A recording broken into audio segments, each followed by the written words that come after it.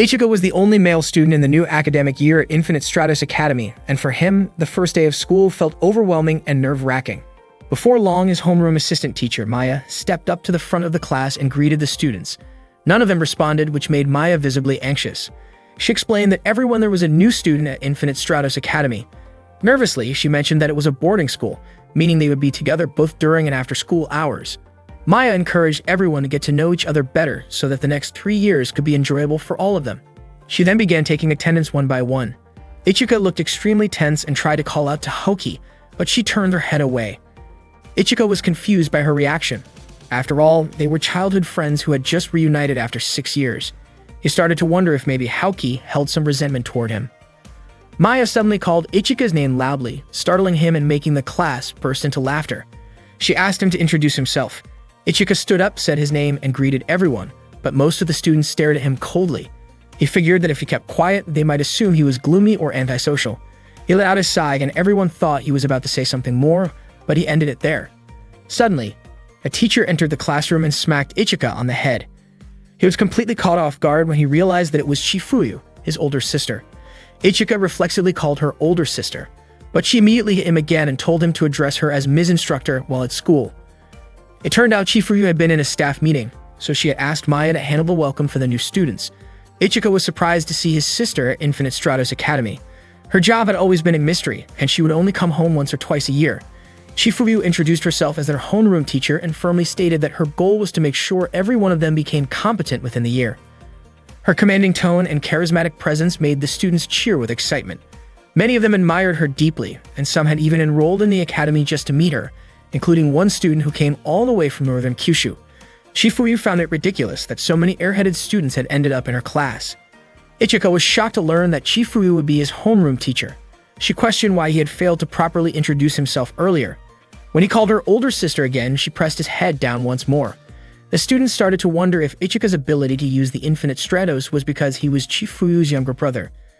Chifuyu told them to settle down. She announced that she would have them master the basics of Infinite Stratos within 6 months. Only after that would they begin practical training. She gave them just half a month to learn the basic movements. The entire class responded in unison, agreeing to the challenge. It turned out that Chifuyu had once been one of Japan's first-generation Infinite Stratos pilots, but one day she suddenly resigned and disappeared from the public eye. Even Ichika never knew that she had become a teacher, and he regretted worrying about her for so long. Maya then explained that Infinite Stratos was a type of multiform suit developed in Japan.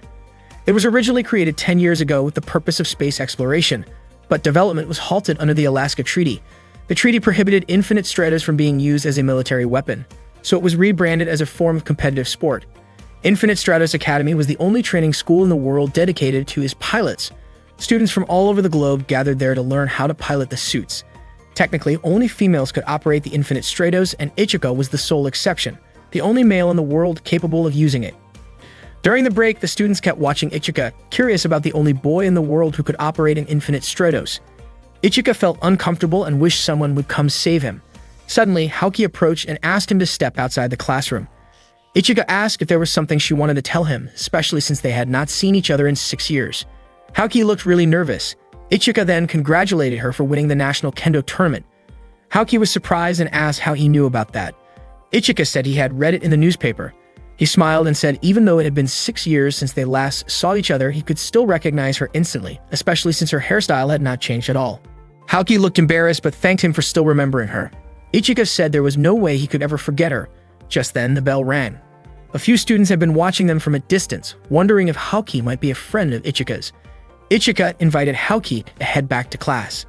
Later that day, Maya had just finished explaining the lesson and asked the students if anyone had questions about the material. Ichika was completely confused and wondered if he really had to memorize everything in the book. Maya walked up to him and asked if there was anything he wanted to ask. Ichika admitted that he did not understand anything at all. Maya was shocked and asked the rest of the class if anyone else was having trouble with the lesson, but no one did, only Ichika was struggling.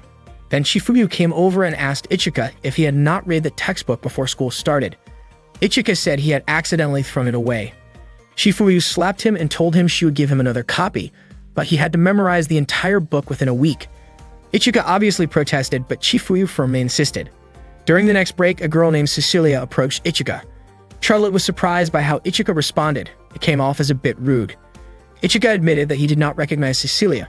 She was confused as to how he did not know who she was, considering she was the representative of the United Kingdom and had scored the highest on the entrance exam. Ichika then asked what country representative even meant. Cecilia was stunned and wondered if Japanese boys simply lacked basic general knowledge. Ichika asked again what a country representative was, and Cecilia explained that it referred to elite candidates chosen to represent their nation as Infinite Stratos pilots. Cecilia proudly described herself as an elite noble and said people should feel honored to be in the same class as her. Ichika replied that this meant he was lucky, which made Cecilia feel like he was mocking her. She could not understand how someone like Ichika had managed to enroll in the Infinite Stratos Academy while knowing so little. As far as she knew, he was supposed to be the only boy able to operate in Infinite Stratos, but now she was disappointed. Cecilia claimed she was generous, so if there was anything Ichika did not understand, she would teach him, as long as he was willing to ask her nicely. She also boasted that she was the only candidate who had defeated her examiner during the entrance exam. Ichika said that he too had defeated his examiner. Cecilia was stunned, unable to believe it. Ichika explained that the examiner charged straight at him, so he dodged, and the examiner ended up crashing into a wall and stopped moving. Cecilia was not having it. She could not accept that Ichika had defeated the examiner after all. She believed she was the only one who had ever done that. Just then, the school bell rang. Cecilia left but said she would continue their conversation another time. Classes ended for the day, and Ichika headed to his dorm room. When he opened the door, he suddenly heard a girl's voice from the bathroom. It turned out to be his roommate, who said she hoped they would get along. The girl had just finished showering and was wearing only a towel. Ichika was shocked to see Haoki in the room. She was extremely embarrassed and quickly tried to cover herself. She asked why Ichika was in her room, and he said he had been assigned to that room too. He had no idea Haoki would be his roommate. Haoki immediately grabbed her kendo stick and attacked him. She even stabbed it through the door as Ichika tried to close it. Ichika wondered if she was trying to kill him. He would have been seriously hurt if he had not dodged. The commotion drew the attention of other students, and soon a crowd had gathered outside the room. They didn't expect that Ichika's room would be located there. Ichika himself was shocked to see the girls dressed so revealingly. He pleaded with Haoki to open the door and let him in. Haoki stepped out of the room and told Ichika to hurry and get inside. Once inside, she asked Ichika to explain why they were assigned to the same room, even though boys and girls had been separated by beds since the age of 7. Ichika said that kind of rule was outdated, but he admitted that sharing a room after the age of 15 could definitely be an issue. Haoki then asked what exactly Ichika was hoping to gain from sharing a room with her. Ichika responded that he wasn't that foolish. Hearing that, Haoki pointed her kendo sword at him and called him an idiot. Ichika tried to block the kendo stick, clearly scared by Haoki's intense expression. Their friends watching from the doorway felt a little sorry for Haoki. Eventually, she ended her attack and quickly closed the door. She told Ichika that they probably needed to set some boundaries since they would be sharing a room. Haoki set up a bath schedule. She would bathe from 7 to 8, and Ichika could use the bathroom from 8 to 9. Ichika said he preferred to shower earlier. Haoki asked if Ichika expected her to stay sweaty after kendo practice. He pointed out that the kendo club had showers too, but Haoki insisted that she couldn't relax unless she used her own bathroom. Ichika mentioned that home bathrooms were definitely more comfortable than school ones, then realized their room didn't even have a toilet. Haoki explained that the toilets were at the end of the hallway. When Ichika commented that the school was full of female students, Haoki immediately brandished her kendo stick again. She knew exactly what kind of thought Ichika was having. Not wanting to back down, Ichika picked up a kendo stick to defend himself. But to his surprise, Haoki's bra had gotten caught on the tip of his kendo. Embarrassed, Haoki quickly grabbed it back. Ichika, completely innocent, commented that he hadn't realized she wore a bra. Flustered and humiliated, Haoki hit him out of frustration. The next morning at the cafeteria, Ichika and Haoki were having breakfast together. Ichika asked how long Haoki was planning to stay mad at him. She denied being upset, but Ichika pointed out that she looked clearly annoyed. While they were eating, some girls at another table were whispering about how Ichika was the younger brother of Chifuyu. Haoki grew irritated when Ichika casually mentioned her childhood nickname. Soon after, 3 girls approached and asked if they could sit beside Ichika. He welcomed them. Their names were Nagi, Yuko, and Hane. They looked excited to sit next to him. Haoki commented on how much food Ichika was eating. In contrast, Ichika noticed how small the girls' portions were and asked if it was okay for girls to eat so little for breakfast. The 3 of them smiled and admitted they preferred to save room for snacks. After finishing her breakfast, Haoki quickly left. Yuko asked if Ichika was close with Haoki. Nanji even knew that they shared a room. Ichika confirmed it and added that he and Haoki had been childhood friends. The 3 girls were surprised. Ichika explained they had been classmates from 1st to 4th grade, though he didn't remember too much about it. Suddenly, Chifuyu arrived and told everyone to finish their meals quickly. Apparently, besides being their homeroom teacher, Chifuryu was also the dorm supervisor for the first years. She warned that anyone who was late would have to run 10 laps around the field. Ichika finally realized why his sister rarely came home. Her responsibilities were overwhelming. During class, Chifuryu informed everyone that there would be an inter-class tournament happening in 2 weeks. Because of that, each class needed to choose a representative. The class representative wouldn't just compete in the tournament, but also attend student council and event planning meetings. Basically, the role would be similar to that of a class president. Chifuryu asked the students to either nominate themselves or someone else. Out of nowhere, one student nominated Ichika, and soon after, a few others followed. Chifuryu asked if there were any other candidates. If not, Ichika would be appointed automatically. But Ichika declined the nomination. Not long after, Cecilia spoke up, saying she wasn't okay with how the selection was being handled. In her opinion, having a male class representative was embarrassing. She admitted she would feel ashamed if Ichika represented the school for the whole year. On top of that, she was already feeling burdened having to live in what she called an underdeveloped country. Ichika didn't take that well and fired back, saying that England wasn't exactly something to be proud of either. According to him, the only thing England would win was a global competition for disgusting food.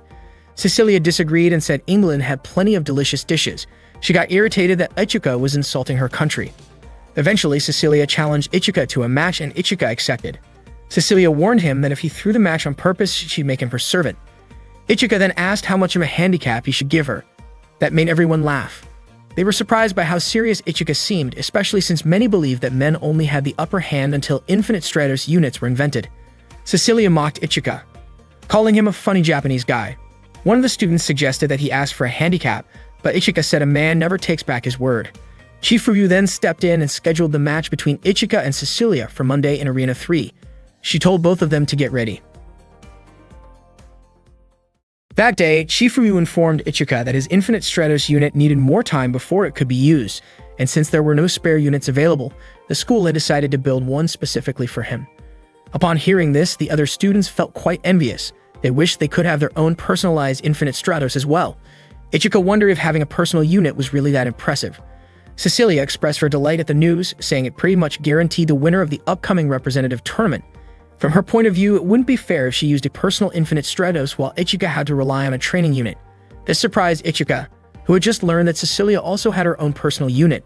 Cecilia explained that as a representative of the United Kingdom, she had been granted one. She also mentioned that only 467 Infinite Stratos units existed in the world, and only the elite among the elite were given personal ones. Ichika was shocked to hear that there were only 467 units. Shizune stepped in to explain that the core technology inside each Infinite Stratos had never been made public. That was why only 467 existed. All the cores had been created by Professor Thabane, Haoki's older sister. The core technology remained a complete mystery, and no one other than Professor Thabane had been able to replicate it. Unfortunately, Thabane had refused to produce more than the original set. Because of this, countries, companies, and organizations had to make do with the limited number of cores available to them for research and development. Chifuryu then explained that personal Infinite Stratos units were normally only given to those working for governments or owned by major corporations. However, due to Ichika's unique status, he would be receiving a personal unit for data collection purposes. Shizune asked Chifuryu if Hoki was really related to Thabane, and Chifuryu confirmed that Hoki was her younger sister. The students were shocked. They had a hard time believing it, especially since Professor Thabane had gone missing and was being sought after by several countries and organizations. Naturally, they asked Haoki if she knew where Thabane was. With a sharp tone, Hoki responded that she had no idea where Thabane had gone. And honestly, she didn't care. Haoki made it clear that she was not her sister, and there was nothing she could tell them. At that point, Chifuryu instructed Maya to begin the lesson. Ichika couldn't help but wonder if something was off in Hoki's relationship with her older sister. During the lesson, Maya explained that Infinite Stratos units protect their pilots using a special energy shield. Each unit possesses something similar to a consciousness, allowing them to communicate with their pilot. Over time, the unit would gradually become more familiar with the pilot's thought patterns. While Maya was giving this explanation, Ichika couldn't understand a word and kept glancing at Haoki from time to time. Maya told the class to think of their Infinite Stratos unit as a partner. Yuko then asked if by partner, she meant something like a romantic relationship. Maya wasn't sure. She admitted she didn't have the experience to answer and that she was curious about it herself. At that moment, Ichika finally realized what it was like to attend an all-girls school. During lunch break, Ichika invited Haoki to eat together, but she ignored him. So he invited a few other classmates instead. Yuko, Hane, and Nagi happily accepted. Ichika said it would be more fun to get along with classmates, but Haoki still refused to join. Ichika tried to tug her along, but she resisted. Jokingly, Ichika teased that if she wouldn't walk, he might have to carry her. Haoki looked visibly upset and suddenly threw Ichika to the ground, which surprised the surrounding students. Ichika commented that Haoki had gotten even stronger, but Haoki shot back saying that Ichika was just getting weaker. According to her, what she had just done was simply a new trick she had picked up from her kendo training. Naji, Hane, and Yuko quickly left the area, clearly intimidated by what they had just seen. Ichika then grabbed Haoki's arm and insisted they eat lunch together, and after some hesitation, Haoki agreed. When they got to the cafeteria, Ichika gently told her not to be so self-centered all the time, which confused Haoki. He explained that what was actually on his mind was her. Ichika reminded her that he had been taken care of by Haoki's family, and since they were childhood friends who trained in the same martial art, it was only natural that he cared about her. After that, they started looking for an empty table to sit and eat together. While they were eating, Ichika asked Haoki to teach him more about infinite stratos. He admitted that if things kept going the way they were, he would probably lose to Cecilia without even putting up a fight. Haoki, however, blamed Ichika for getting himself into that kind of trouble. Ichika even went as far as pleading with her to help. Just then, a senior student from Class 3 approached and offered to teach Ichika about infinite stratos. She mentioned she knew he was still a beginner, and that he was scheduled to fight Cecilia soon. Haoki quickly stepped in and declared that she would be the one to train Ichika. The senior scoffed, saying that Haoki was just her first year, while she was already in her third year. But Haoki calmly replied that she was Thabana's younger sister, so that it shouldn't be a problem. Hearing that, the senior backed off and left. Ichika felt relieved and thankful that Haoki agreed to help him. Later that day, Ichika and Haoki were practicing kendo together, but Ichika was struggling to keep up. Haoki was confused about why Ichika was performing so poorly and asked what club he had joined during middle school. Ichika confessed that he went straight home every day and had missed a single day of school for 3 years. Haoki decided she would retrain him from the beginning, saying that this issue was more urgent than Infinite Stratos itself. She told Ichika she would train him for 3 hours after school every day. Although Ichika said he still needed to learn about Infinite Stratos, Haoki insisted that his current condition was way more serious. A few nearby students even began to doubt whether someone as unskilled as Ichika could actually control an Infinite Stratos unit. After training, Haoki started questioning whether she had been too harsh on Ichika. Still, she convinced herself that she had done the right thing, especially since he hadn't picked up a kendo sword in over a year. In her eyes, Ichika had changed a lot during the 6 years they had been apart. Determined to help him, Haoki made up her mind to continue training Ichika every day after school. That way, she could also spend more time with him. But then she grew embarrassed by her own thoughts and brushed them aside, trying to convince herself that she was doing all of this simply out of frustration with someone who wasn't taking martial arts seriously. A week later, the Infinite Stratos match between Ichika and Cecilia was about to begin. Ichika turned to Haoki and asked why she hadn't taught him anything about Infinite Stratos during their week of training. They had only practiced kendo the entire time. Haoki looked away and said that the unit Ichika was supposed to use hadn't been available yet. Ichika pointed out that she still could have explained the theory or gone over some basics, but Haoki just kept avoiding eye contact. At that moment, they were watching Cecilia's personal Infinite Stratos unit on the monitor. Soon after, Maya came in and announced that Ichika's own unit was ready. Shifuyu instructed him to get in immediately, noting that they didn't have much time. She urged him to start learning how to move during combat right away. Then Ichika's personal Infinite Stratos unit was revealed. It was called Byakushiki. Shifuyu told him to suit up immediately and begin adjusting to how it moved in battle. Ichika reached out and touched Byakushiki, and right away something felt different compared to the first time he had ever come into contact with an Infinite Stratos. As his hand rested on it, he began to understand what it was and why it existed.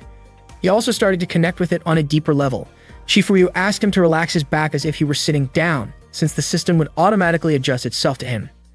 Byakushiki then began to boot up and access its system. Maya provided some background information explaining that Cecilia's Infinite Stratos was called Blue Tears. Blue Tears was designed for long-range combat, while Byakushiki was equipped with a feature called Absolute Defense. This meant it was built to protect its pilot at all costs against any kind of attack. However, activating this feature would consume a large amount of shield energy. Ichika was ready for his match against Cecilia. He headed straight to the battle arena. Cecilia was already waiting, and with her usual arrogance declared that she would give him a chance to surrender and apologize. Of course, Ichika refused.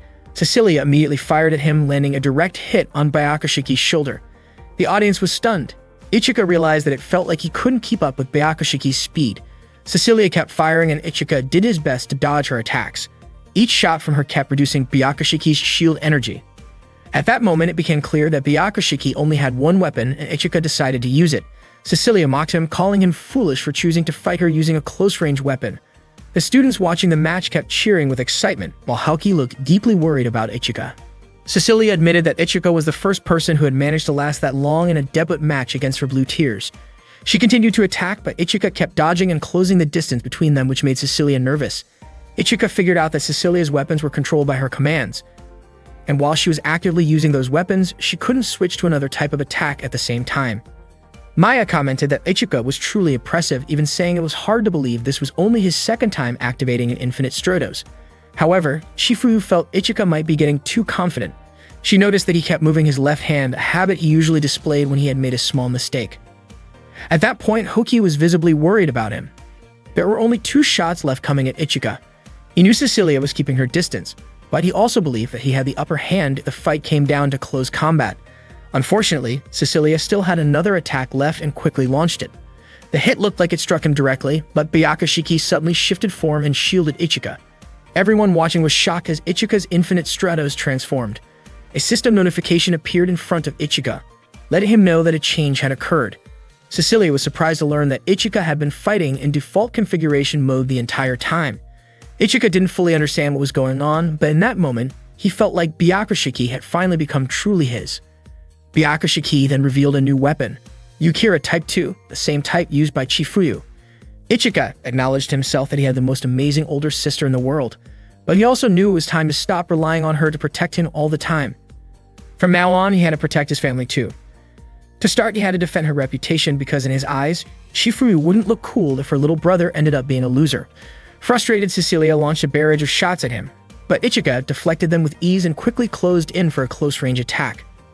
Just before his Yukira could strike her, Byakushiki's shield energy finally ran out, meaning the match had come to an end. As a result, the winner was declared to be Cecilia. The announcement shocked the audience, who had been captivated by the intense match.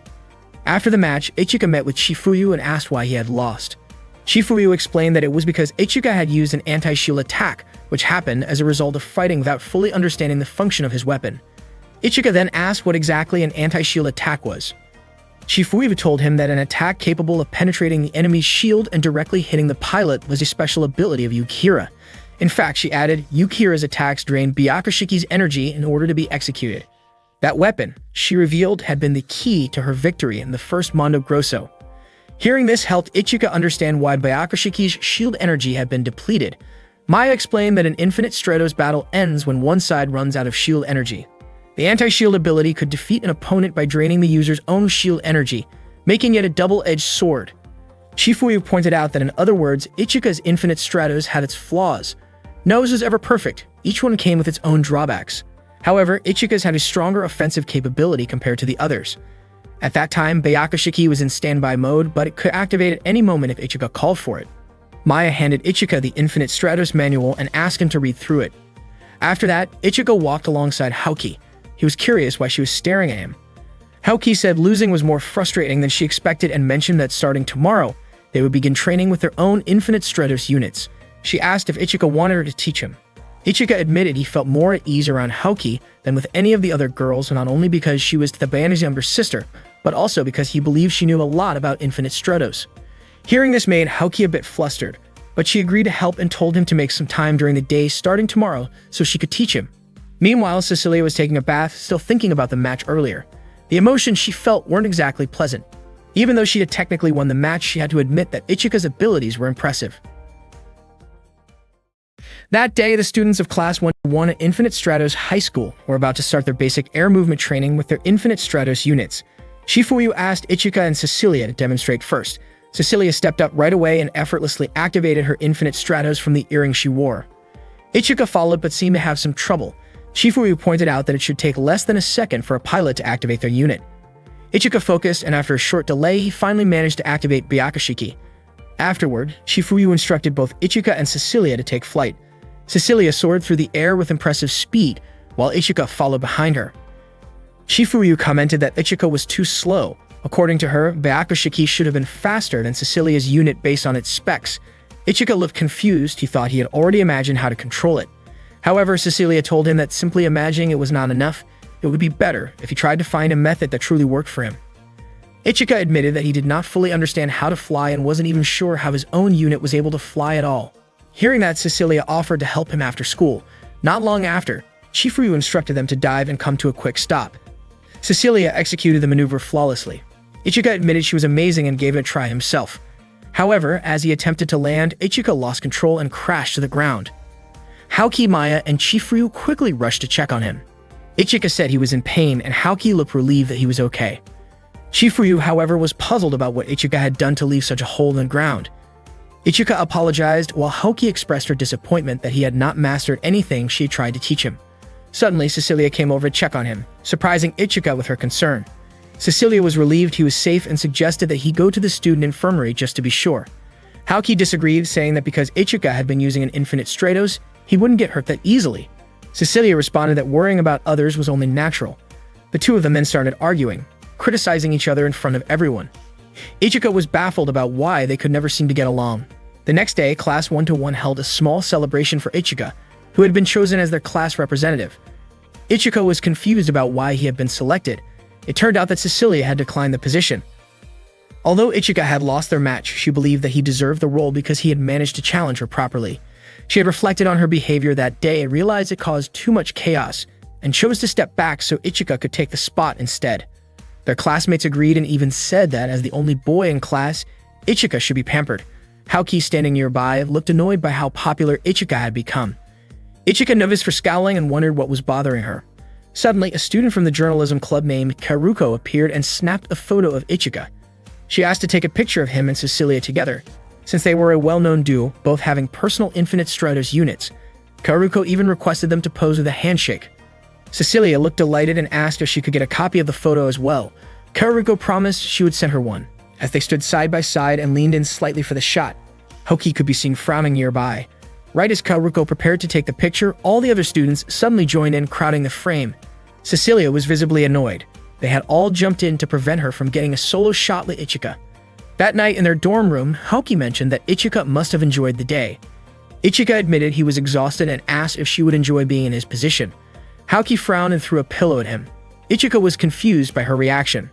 She said she wanted to change into her sleepwear and asked him to turn around. Ichika suggested that next time she should change while he was brushing his teeth.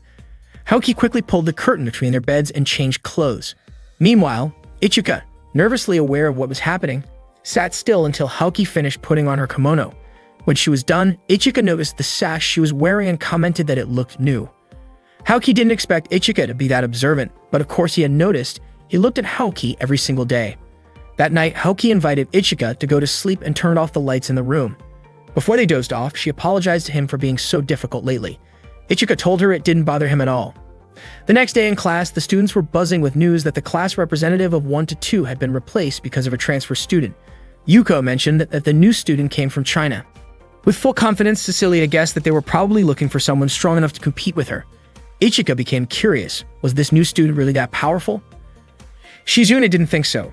She said it was unlikely because only students from classes 1-1 and 1-4 had personal infinite Stratos units.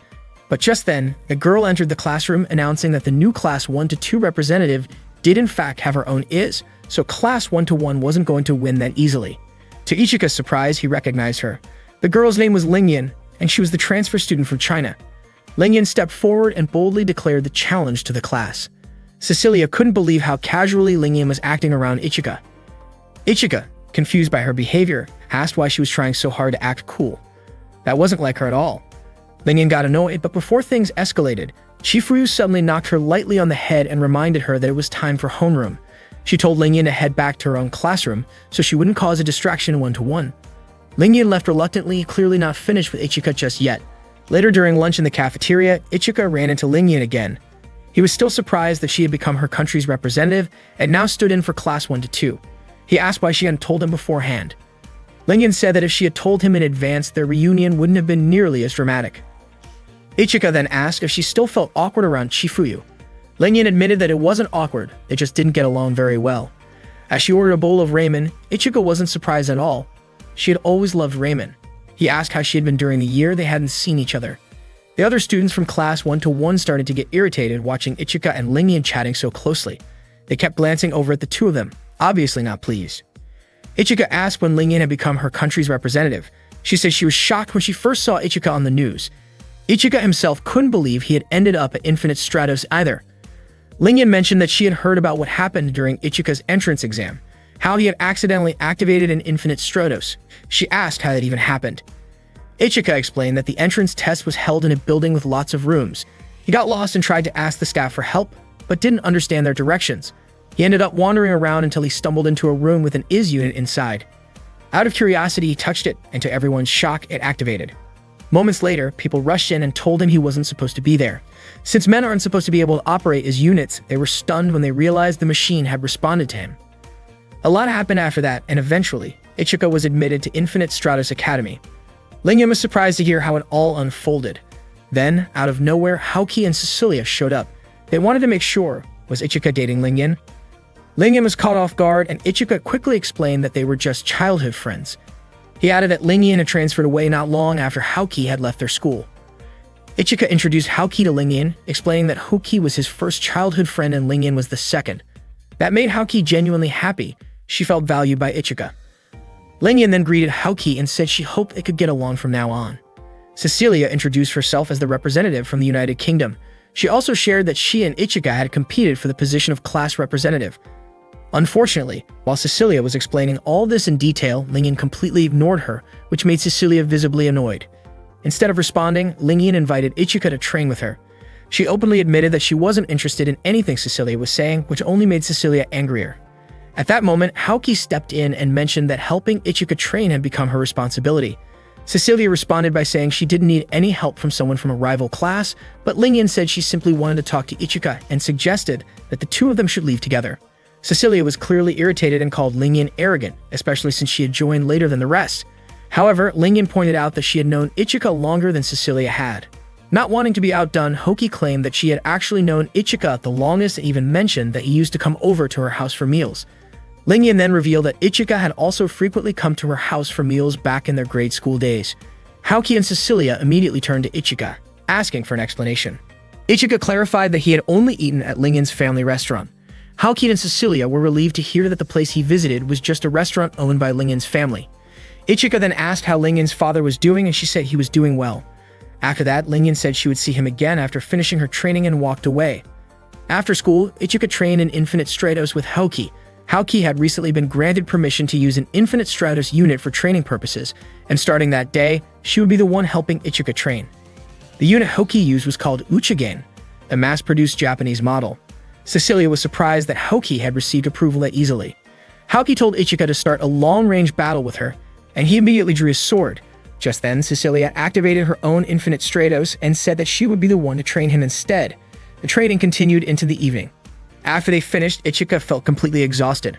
Haoki remarked that it was no surprise since he rarely exercised. Ichika admitted that the fatigue came from having to fight against two people. Haoki then walked off and invited Ichika to head back to the dorms. Ichika asked her to go ahead, as he still couldn't move his body properly. Haoki agreed and left first, mentioning that she needed to shower. Still resting, Ichika thought about how this kind of training would probably continue until the upcoming class battle. Not long after, Lingyan showed up and offered him a sports drink.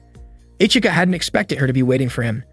Lingyan seemed relieved to have a moment alone with him and asked whether he had felt lonely without her around. Ichika admitted that losing a friend would definitely make him feel lonely, but that wasn't quite what Lingyan meant. She thought Ichika might want to talk to her about something deeper, especially since she was a childhood friend who had suddenly come back into his life. Instead, Ichika asked whether she had contacted any of their old middle school friends, saying they would be happy to hear she had returned. That clearly wasn't the response Lingyan was hoping for. Ichika didn't continue the conversation and said he wanted to go back to his room, thinking Haoki was probably done showering. Lingyan then asked what kind of relationship he had with Haoki. Ichika explained that Haoki was his first childhood friend and Lingyan was the second. Confused, Lingyan asked what childhood friends had to do with taking a shower. Ichika explained that he was sharing a room with Haoki because the school couldn't arrange a separate room for him. He added that he was actually thankful to be sharing a room with someone he already knew. Otherwise, he might have had trouble sleeping due to nerves. Hearing this, Lingyan grew quiet. Then, all of a sudden, she asked Haoki to switch rooms with her. Haoki, clearly confused, asked why they needed to switch rooms in the first place. Lingyan was convinced that Haoki would definitely not be comfortable sharing a room with a guy. Haoki admitted that she never said anything like that, especially regarding her situation with Ichika. Lingyan told her not to worry because she and Ichika were childhood friends. Ichika, of course, didn't want to get involved in that matter. Still, Haoki refused to switch rooms and firmly told Lingyan to go back to hers. Lingyan then asked Ichika if he remembered the promise they made back in grade school.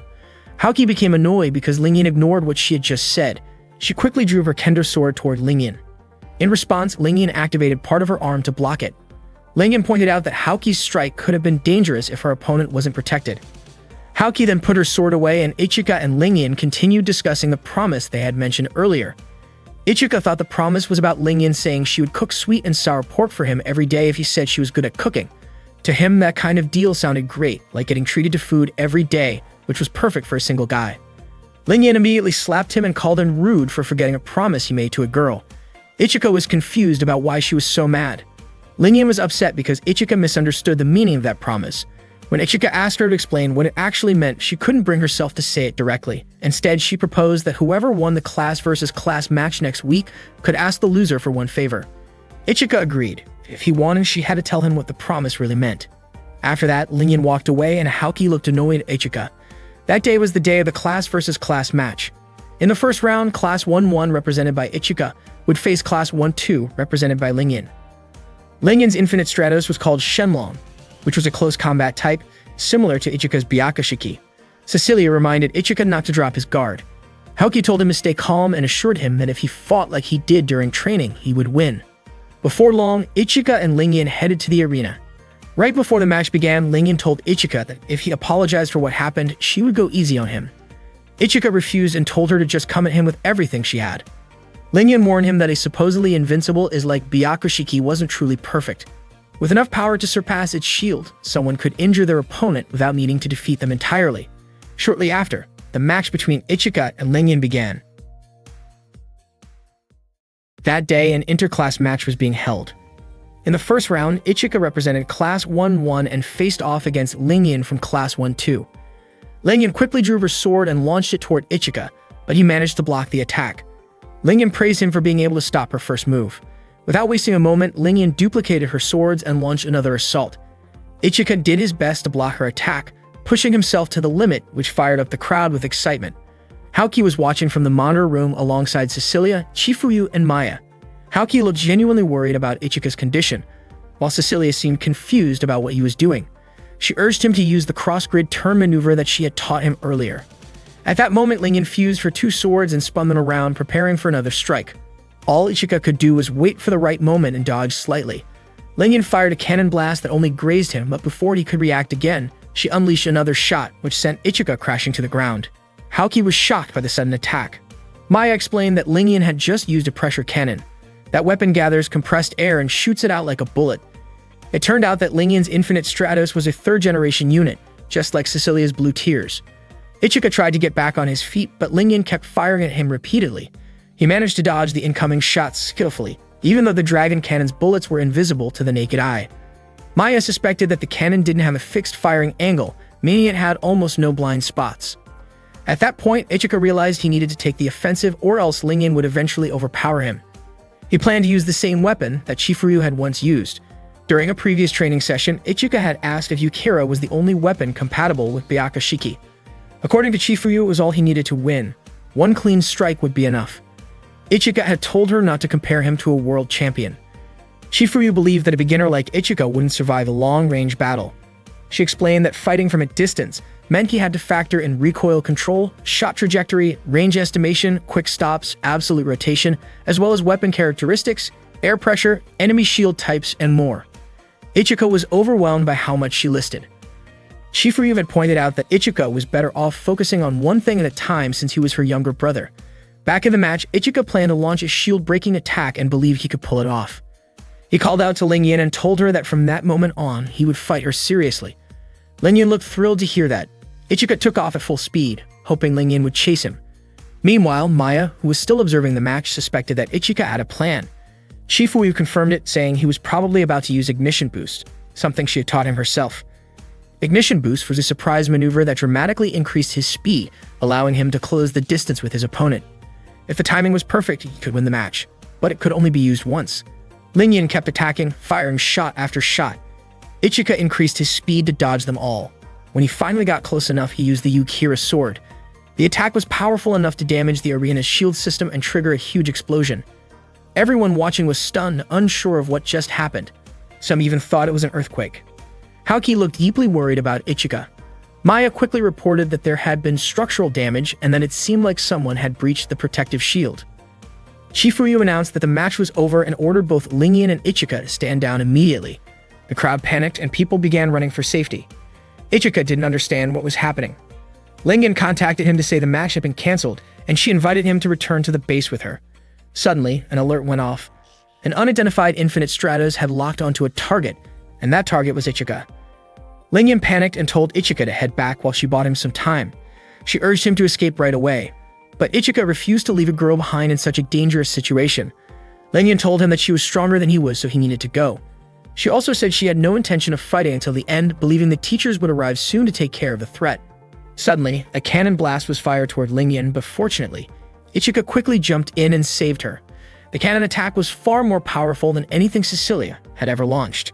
Lingyan felt deeply embarrassed because Ichika had lifted her up in his arms and she started hitting him in protest, trying to get him to put her down. Before long, the attack came again. From the explosion emerged an unidentified Infinite Stratos unit. Ichika tried to ask what its intentions were, but there was no response. Shortly after, Maya contacted Ichika, urging him to leave the area immediately. She explained that the teachers were on their way with their own Infinite Stratos units to deal with the situation. However, Ichika refused and said he would hold off the attacker until all the students had evacuated. Maya strongly advised against that, but Ichika insisted. He asked Lingyan to get ready to fight. Still feeling flustered after being carried, Lingyan continued to squirm and demanded that Ichika let her go. The unidentified Infinite Stratos began bombarding them with rapid fire. Lingyan remarked that whoever was piloting it seemed extremely enthusiastic. She then told Ichika to charge at the enemy with Yukihira, while she would provide support. They got ready to execute the plan. The unknown unit aimed at Lingyan, who fired back with her own cannon. The two engaged in an intense exchange, flying higher and higher into the sky. During the battle, Maya kept trying to contact Ichika and Lingyan, but there was no response. Chifuyu, observing the situation, told Maya to leave them be. After all, they had volunteered to fight. Maya wondered if Chifuyu wasn't worried, but Chifuyu calmly advised her to stay composed and have some coffee. As she stirred her cup, she accidentally added salt instead of sugar. Maya, Haoki, Cecilia, and Chifuyu continued monitoring the battle from the control room. Seeing how dangerous things looked, Cecilia asked Chifuyu for permission to deploy her Infinite Stratos so she could assist Ichika and Lingyan. But unfortunately, the area's security level had been raised to level 4, and all the doors had been locked. They suspected the unidentified was behind the lockdown, which meant Ichika and Lingyan couldn't escape, and no one could go in to help them. The battle raged on. Ichika took a heavy hit from the unknown unit. Meanwhile, the students inside couldn't get out due to the locked doors. Cecilia suggested contacting the government to declare a state of emergency. Shifuyu told her that it had already been done, and some of the third-year students were currently trying to break through the system. If they managed to override the lockdown, reinforcements could be sent in. Cecilia, feeling helpless, realized all she could do was wait. Shifuyu pointed out that Cecilia wasn't technically suited for backup. Blue Tears was optimized for solo combat against multiple targets. In a team setting, Cecilia could potentially be more of a hindrance than a help. Cecilia was clearly offended by that, but Chifuyu challenged her by asking whether she had ever done any team coordination drills. What was her role in a group strategy? What did her team attacks look like in simulations? What kind of enemy strength had she faced and how long could she stay active? Cecilia couldn't come up with an answer. Haoki kept watching Ichika's movements on the monitor. At that moment, Lingyan managed to land a hit on the unidentified and Ichika moved in to follow up with a strike. But something was off. He was struggling. Lingyan couldn't understand why Ichika wasn't hitting the target properly, especially since this was the 4th time they had attempted their coordinated attack. By that point, the shield energy of Byakushiki was running dangerously low. Ichika only had enough power left to use his shield-piercing attack one more time. The unidentified Infinite Stratos continued to rain down gunfire on them, and all they could do was dodge. Lingyan said they couldn't beat the opponent without a solid plan. Ichika told Lingyan to run, but she firmly refused. As a national representative, she couldn't just leave him behind. Ichika then asked her to cover him from the rear. Hearing that, Lingyan became flustered and embarrassed, so much so that she almost got hit by an incoming attack. The unknown Infinite Stratos kept firing at them, and the two tried their best to dodge the relentless assault. Suddenly, the machine halted. Ichika suspected that the might be unmanned. At first, Lingyan didn't believe him. But as she thought about it, she realized that the never attacked when they were speaking, almost as if it was listening in on their conversation. Even then, Lingyan was skeptical. To her knowledge, all IS units were designed to be operated by a pilot. An unmanned version shouldn't even exist. Ichika then posed a question. What if the IS really didn't have a pilot? Lingyan asked if he thought he could win in that case. Ichika replied that if it was truly unmanned, then he wouldn't have to hold back. Meanwhile, Hoki tried to break out of the building to help Ichika. At that moment, Ichika considered using his Yukira Type 2's most powerful attack, Riryaku Byakuya. According to him, the weapon was far too strong to be used during training or practice battles. But if he was up against a pilotless IS, then there would be no need to hold back. Unfortunately, Lingyan pointed out that none of Ichika's attacks had landed so far. Ichika promised that this time his strike would hit its target. He asked Lingyan to fire her cannon at full power toward the enemy once he gave the signal. Just as Ichika was about to move, Haoki suddenly shouted for him to defeat the machine. The unknown immediately turned its attention to her and began charging its weapon. Ichika quickly told Haoki to run and at the same time instructed Lingyan to carry out their plan. He then asked Lingyan to shoot at him. When her cannon fired in his direction, Ichika absorbed the transformation energy and dashed forward, unleashing a full-powered slash at the IS. He did it for Chifuyu, Haoki, Lingyan, and everyone at the IS Academy. His attack landed successfully, but Ichika was hit hard in the process. As the enemy machine began to weaken, it slowly approached the unconscious Ichika lying on the ground. Just as it got close, a long-range shot blasted it away. It was Cecilia. Haoki was shocked. She hadn't even realized Cecilia had arrived. Ichika asked Cecilia to finish it off. With her long-range attack, she managed to take it down. Ichika told her he knew she could do it, and Cecilia's face turned red with embarrassment after hearing his praise. Suddenly, an alert blared. The enemy was reactivating. IS stood back up and aimed its weapon again. Without hesitation, Ichika charged forward to strike it head-on. After the battle, Ichika lost consciousness and was taken to the student infirmary. Lingyan stayed by his side. While sitting next to him, she leaned in slowly, about to kiss him. But just as she got close, Ichika suddenly opened his eyes, surprising her and stopping her in her tracks. He asked why she was there and why she looked so flustered. Embarrassed, Lingyan denied being panicked. Ichika then asked about the unknown IS. Lingyan told him that it was no longer moving and reassured him that he was the only one injured. Suddenly, Ichika brought up a memory. They once talked about sweet and sour pork at sunset. Back then, Lingyan told him that if she ever became a great cook, she wanted him to eat her sweet and sour pork every single day. Ichika then asked what she really meant by that. He had honestly thought she was just offering him free food. Lingyan was surprised and mentioned that someone could get better at cooking if there was someone willing to eat their food. Ichika admitted that he wanted to try Lingyan's cooking, saying that her food tasted really good and he would love to eat it again. Lingyan then told him that her family's restaurant no longer existed. It turned out her parents had divorced, and that was the reason she had to return to China. Out of nowhere, Ichika invited Lingyan to hang out with him sometime. Lingyan began to wonder if he was asking her out on a date. Just then, Cecilia entered the student infirmary to check on Ichika. As soon as she saw Lingyan there, she got annoyed and reminded her that they had agreed not to make any moves on him until he was out of bed. Not long after, Hoki arrived as well, saying that Cecilia had cut in line before her. Lingyan, clearly irritated, told both of them to leave, saying that Ichika was her childhood friend. Despite that, they continued arguing over him. Ichika then asked where Chifuyu was. None of them knew, even though she had been with them earlier. Meanwhile, Chifuyu and Maya were investigating an unidentified Infinite Stratos unit that had been detected without a pilot. Its core hadn't been registered. There were only 467 known cores in the world, but this unit wasn't among them. Maya couldn't understand how that was even possible. That day, Ichika was hanging out with Don and told him that he was currently attending a school where all the students were girls. Don figured that must be pretty fun. Ichika said he was really glad that Lingyan had also enrolled in the same school, since it gave him someone to talk to. He admitted that it was tough not having anyone to chat with most of the time. Not long after, Don's younger sister Ron walked in to let him know that lunch was ready. She was surprised to see Ichika in Don's room, and Ichika greeted her casually. Ron quickly adjusted her clothes, clearly unaware that Ichika was there. Since Ichika had a day off from school, he had stopped by Don's place after returning home. Don reminded Ron to knock before entering someone else's room. Ron quickly told her older brother to stop talking so carelessly in front of Ichika. That day, Ichika ended up eating at Don's family restaurant. Ron encouraged him not to feel shy around her. Ichika noticed that Ron was dressed quite neatly and asked if she was heading out, maybe even going on a date, but Ron quickly denied it. Seeing how casual Ichika was, Don guessed that he probably acted the same way at school and felt kind of sorry for Lingyan. Later that evening, back at the dorm, Maya came to visit the room Ichika shared with Haoki. She informed them that room arrangements had been finalized and that Hoki would need to move out. Haoki was surprised and asked if she had to move immediately.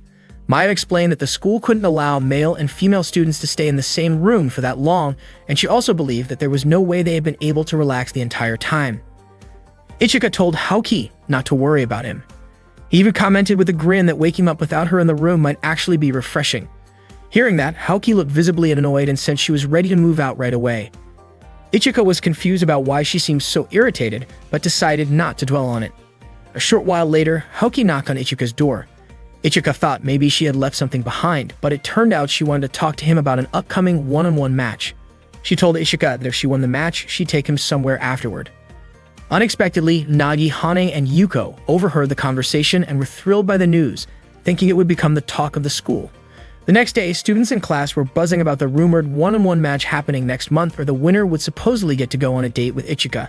Somehow, the story had gotten twisted, and it was no longer accurate. Yuko and Nagi were confused about how it had spread like that. That morning, Ichika entered the classroom and asked his classmates what rumors they were talking about, but no one wanted to tell him. A few moments later, Shifuyu entered the room to begin the lesson. Maya then announced that a new transfer student would be joining their class that day. Soon, a student entered and introduced himself at the front of the class. He said his name was Charles, and that he had come from France. He mentioned hearing that there was a guy at this school who looked just like him, so he decided to enroll at Infinite Stratos. The whole class erupted in excitement because another male student had joined them. Shifuyu quickly calmed everyone down and announced that Class 1-1 would be training with Class 1-2 that day. She told them all to change clothes and gather at the second field. She also asked Ichika to look after Charles. Charles greeted Ichika and introduced himself properly, but Ichika didn't respond right away because he was in a rush to get ready. He grabbed Charles by the hand and led him out of the classroom so the girls could change clothes. Ichika brought him to the locker room and was confused when Charles seemed to be shivering slightly. Suddenly, some of the girls blocked their way, clearly excited and impressed by both Ichika and Charles. Ichika quickly told Charles they needed to run. Charles was confused about why everyone was acting so wild, so Ichika explained that the reason was simple. He and Charles were the only boys in the entire Infinite Stratos school. They managed to make it to the locker room, and Charles apologized for being a hassle on his first day. But Ichika told him not to worry about it and actually thanked him. Having another guy around meant a lot, and Ichika hoped they could get along well. He then properly introduced himself to Charles. Before they knew it, they were almost late. Ichika quickly started changing clothes. As he took off his shirt, Charles immediately turned away and covered his face in surprise. Ichika asked Charles to change clothes quickly since their supervising teacher was very strict about being on time. Charles looked nervous and asked Ichika to turn around while she changed. Ichika was a bit puzzled about how Charles could change so quickly. He mentioned that he often had trouble wearing that kind of outfit because it was too tight and could get stuck. Charles's face turned red when she heard that. Ichika noted that her outfit looked really comfortable, and it turned out to be from the Duno Corporation, which belonged to her family. Her father was the director of that company, and according to her, it was probably the biggest Infinite Stratos manufacturer in France. Ichika wasn't surprised. Her refined aura and well-mannered behavior made sense if she was the daughter of a company director. Once all the students had gathered on the field, Shifuyu began the training session. First up was a demonstration battle. Shifuyu called on Lingyan and Cecilia to step forward since both of them had their own personal Infinite Stratos units that were ready to deploy. In truth, neither of them enjoyed being the center of attention, but Shifuyu encouraged them to show some energy since this was their chance to show off in front of the whole class. That immediately lit fire under them. They got excited and were ready to go. Cecilia and Lingyan were eager to fight each other, but to their surprise, their opponent turned out to be Maya. Suddenly, Maya activated her Infinite Stratos and accidentally fell from a height, landing on Ichika. Ichika ended up on top of her, and his hand accidentally touched her chest. Maya reminded Ichika that this wasn't something he should be doing, but if it kept happening, then Shifuyu would become her sister-in-law, and that wouldn't be too bad. Ichika quickly pulled his hand away, clearly flustered. Right after that, an energy blast from Cecilia nearly hit him. It turned out she had fired on purpose, clearly annoyed by what had just happened. Lingyan wasn't happy either. She threw both her swords at Ichika, but fortunately, Maya shot them down in time. She asked if Ichika was okay, and he thanked her for saving him. Shifuyu then explained to the students that Maya used to be a candidate to represent her country, and for her, dealing with attacks like that was nothing. Maya humbly stated that she was just a former candidate, nothing more. Shifuyu then instructed them to begin the match. Cecilia asked whether the battle would really be a 2-on-1 fight, and Lingyan expressed her concern too. Shifuyu reassured them not to worry. If Maya was using her full strength, they would likely lose regardless. Tralek gave the signal, and the battle began. Cecilia fired a series of shots at Maya, but she easily dodged them. Lingyan launched a cannon blast, but again, Maya avoided the explosion effortlessly. Meanwhile, Chief Ryu asked Charles to explain Maya's Infinite Stratos unit to the rest of the students. Charles explained that Maya was using the Rafale Revive developed by the Duno Corporation. It was one of the best second-generation Infinite Stratos units and could hold its own even against early third-generation models. Among the mass-produced units at the time, it was the most advanced and ranked as the third best-selling model. It was also highly versatile, capable of handling close-range combat, long-range attacks, and defense. Back in the fight, Maya continued to fire at Cecilia, who tried her best to dodge. In doing so, she ended up colliding with Lingyan.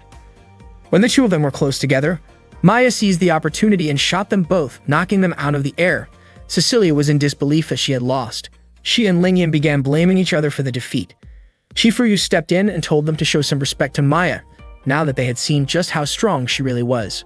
Afterward, Chief Ryu instructed the students to start training in groups, but leaders of each group would be the students who owned personal Infinite Stratos units.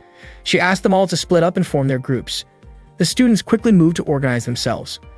Lingyan reminded her group members to be careful and not to touch things recklessly, as someone might get hurt. Cecilia asked her group to board one at a time. Meanwhile, Haoki, who had secretly wanted to join Ichika's group, found herself annoyed by the fact that she was considered an elite even in moments like this.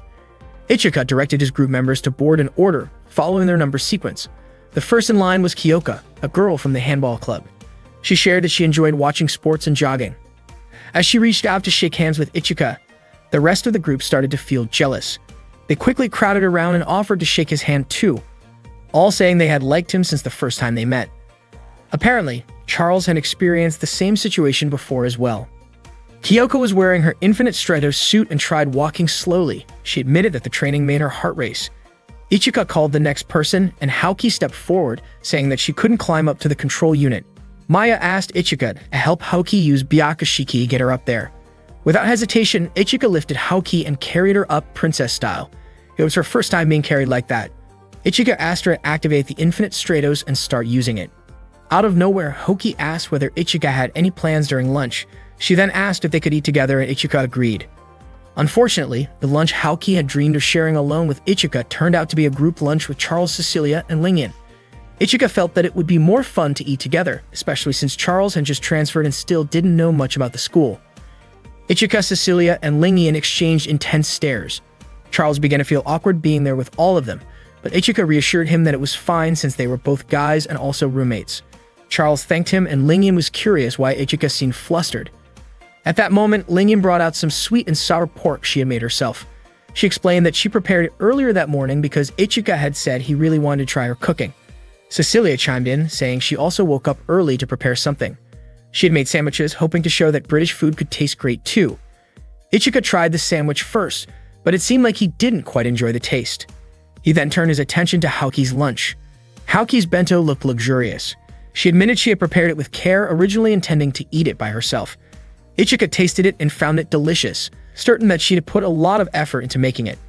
Haoki smiled and revealed that the dish was seasoned with ginger, soy sauce, grated onion, a bit of pepper, and a secret ingredient, grated radish. Ichika was clearly impressed by the flavor, and Cecilia and Lingyan started to look annoyed. Ichika asked why Haoki wasn't eating, and she told him that she had already eaten the failed batch. Seeing how happy she was that Ichika liked her cooking, he offered her a bite, feeding her directly. Haoki's face turned bright red as she accepted the bite. She admitted it was really good, though it wasn't just about the karage. Charles then commented that what they just did looked like something couples do, feeding each other. She said the two of them looked very close. Lingyan and Cecilia didn't seem too happy to hear that. Charles then suggested that they all share their lunches and feed each other, saying there was nothing wrong with that. Ichika agreed, and so did Lingyan. Cecilia, although usually opposed to anything outside of proper table manners, said she should probably follow Japanese customs in this case. Lingyan then offered her sweet and sour pork to Ichika, and Cecilia also moved to feed him her sandwich. Later that night, Ichika and Charles were chatting in their room. Charles asked why Ichika trained with the Infinite Stratos after school. Ichika explained that he needed the extra practice because he had fallen behind the others. Charles said she wanted to join in as well, especially since she had her own personal Infinite Stratos and could possibly be of help. Ichika happily agreed. The next day at school, Maya brought more exciting news. Another transfer student had joined class 1-1. This new student was from Germany and her name was Laura. The class was surprised since it was the second day in a row they had a transfer student. Maya asked everyone to stay calm because Laura hadn't finished introducing herself yet. Chifuyu then asked Laura to introduce herself properly. Laura addressed Chifuyu as coach, which led Ichika to guess that she must have known Chifuyu from her time in Germany. After her brief introduction, Laura suddenly slapped Ichika across the face, shocking the entire class. She then stated that she refused to acknowledge Ichika as Chifuyu's younger brother.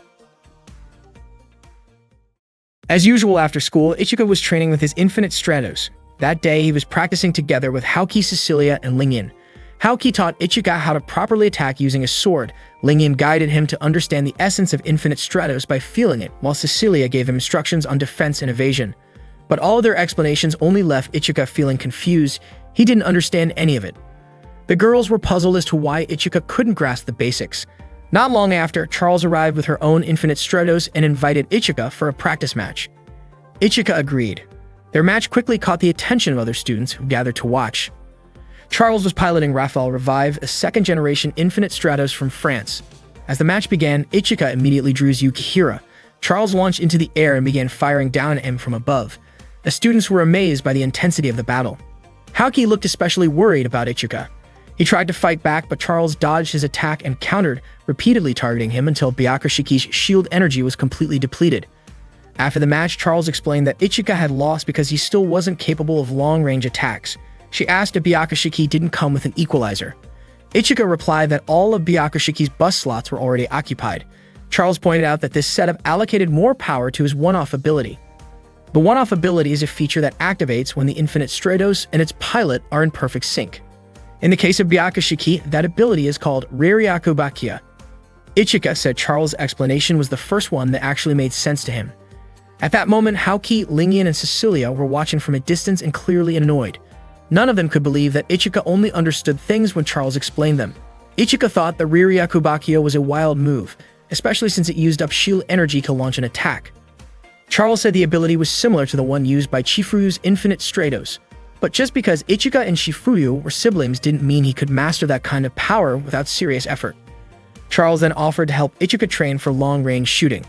Ichika was hesitant, saying he probably couldn't use someone else's equipment. But Charles clarified that if the original owner disabled the safety lock, then any registered pilot could use it. She helped Ichika aim by guiding his arm, and their close proximity made Haoki, Lingyan, and Cecilia visibly irritated. Charles continued helping him aim at a few targets in front of them. She then asked Ichika what he thought about this way of practicing. Ichika said the movements were really fast. Suddenly, Laura appeared piloting a third-generation German Infinite Stratos model that was reportedly still in the experimental stage. Lingyan looked frustrated by Laura's presence. After all, Laura had slapped Ichika in class not long ago. Without warning, Laura challenged Ichika to a fight. Ichika declined, saying he had no reason to battle her. But Laura insisted that she had her own reasons. Ichika suggested she wait, since there was going to be an inter-class match soon anyway. Ignoring his words, Laura fired a sudden shot at Ichika.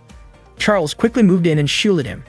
Charlotte commented that the German girl seemed to have a short temper for attacking so suddenly. Charles immediately raised her weapon toward Laura. Laura arrogantly dismissed the French-made second-generation Infinite Stratos, belittling its capabilities. Charles, however, confidently defended her machine, saying it was far more practical than a third-generation German unit that might never be ready for mass production. Just as the confrontation escalated, Chifuyu stepped in and sternly reprimanded the students. Laura backed off and left for the day. Still curious, Haoki asked Ichika what had just happened. Meanwhile, Cecilia asked Ichika what kind of relationship he actually had with Laura. In the locker room, Charles approached Ichika and asked if he was okay. Ichika thanked Charles for helping him earlier. Charles was about to head back to the room first, and Ichika asked why he did not just take a shower there. He also pointed out that Charles had never changed clothes with him before, which made him curious. Charles tried to avoid the topic, but Ichika grabbed his arm and even wrapped his arm around him.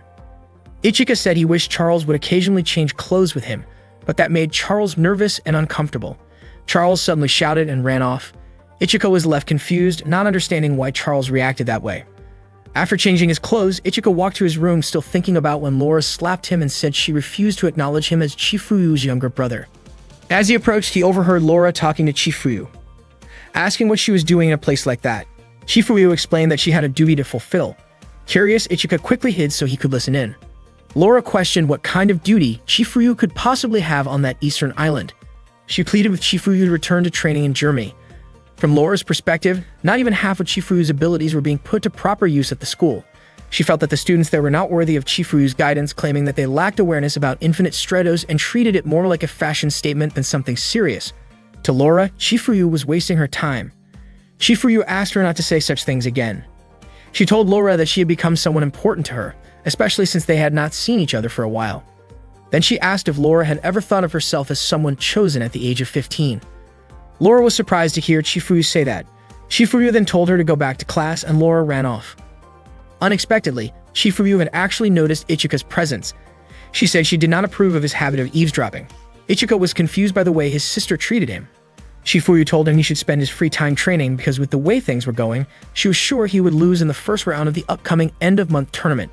Before she left, Ichika asked whether Laura's refusal to recognize him as her younger brother was because Chifuyu had lost her chance to win a second championship because of him.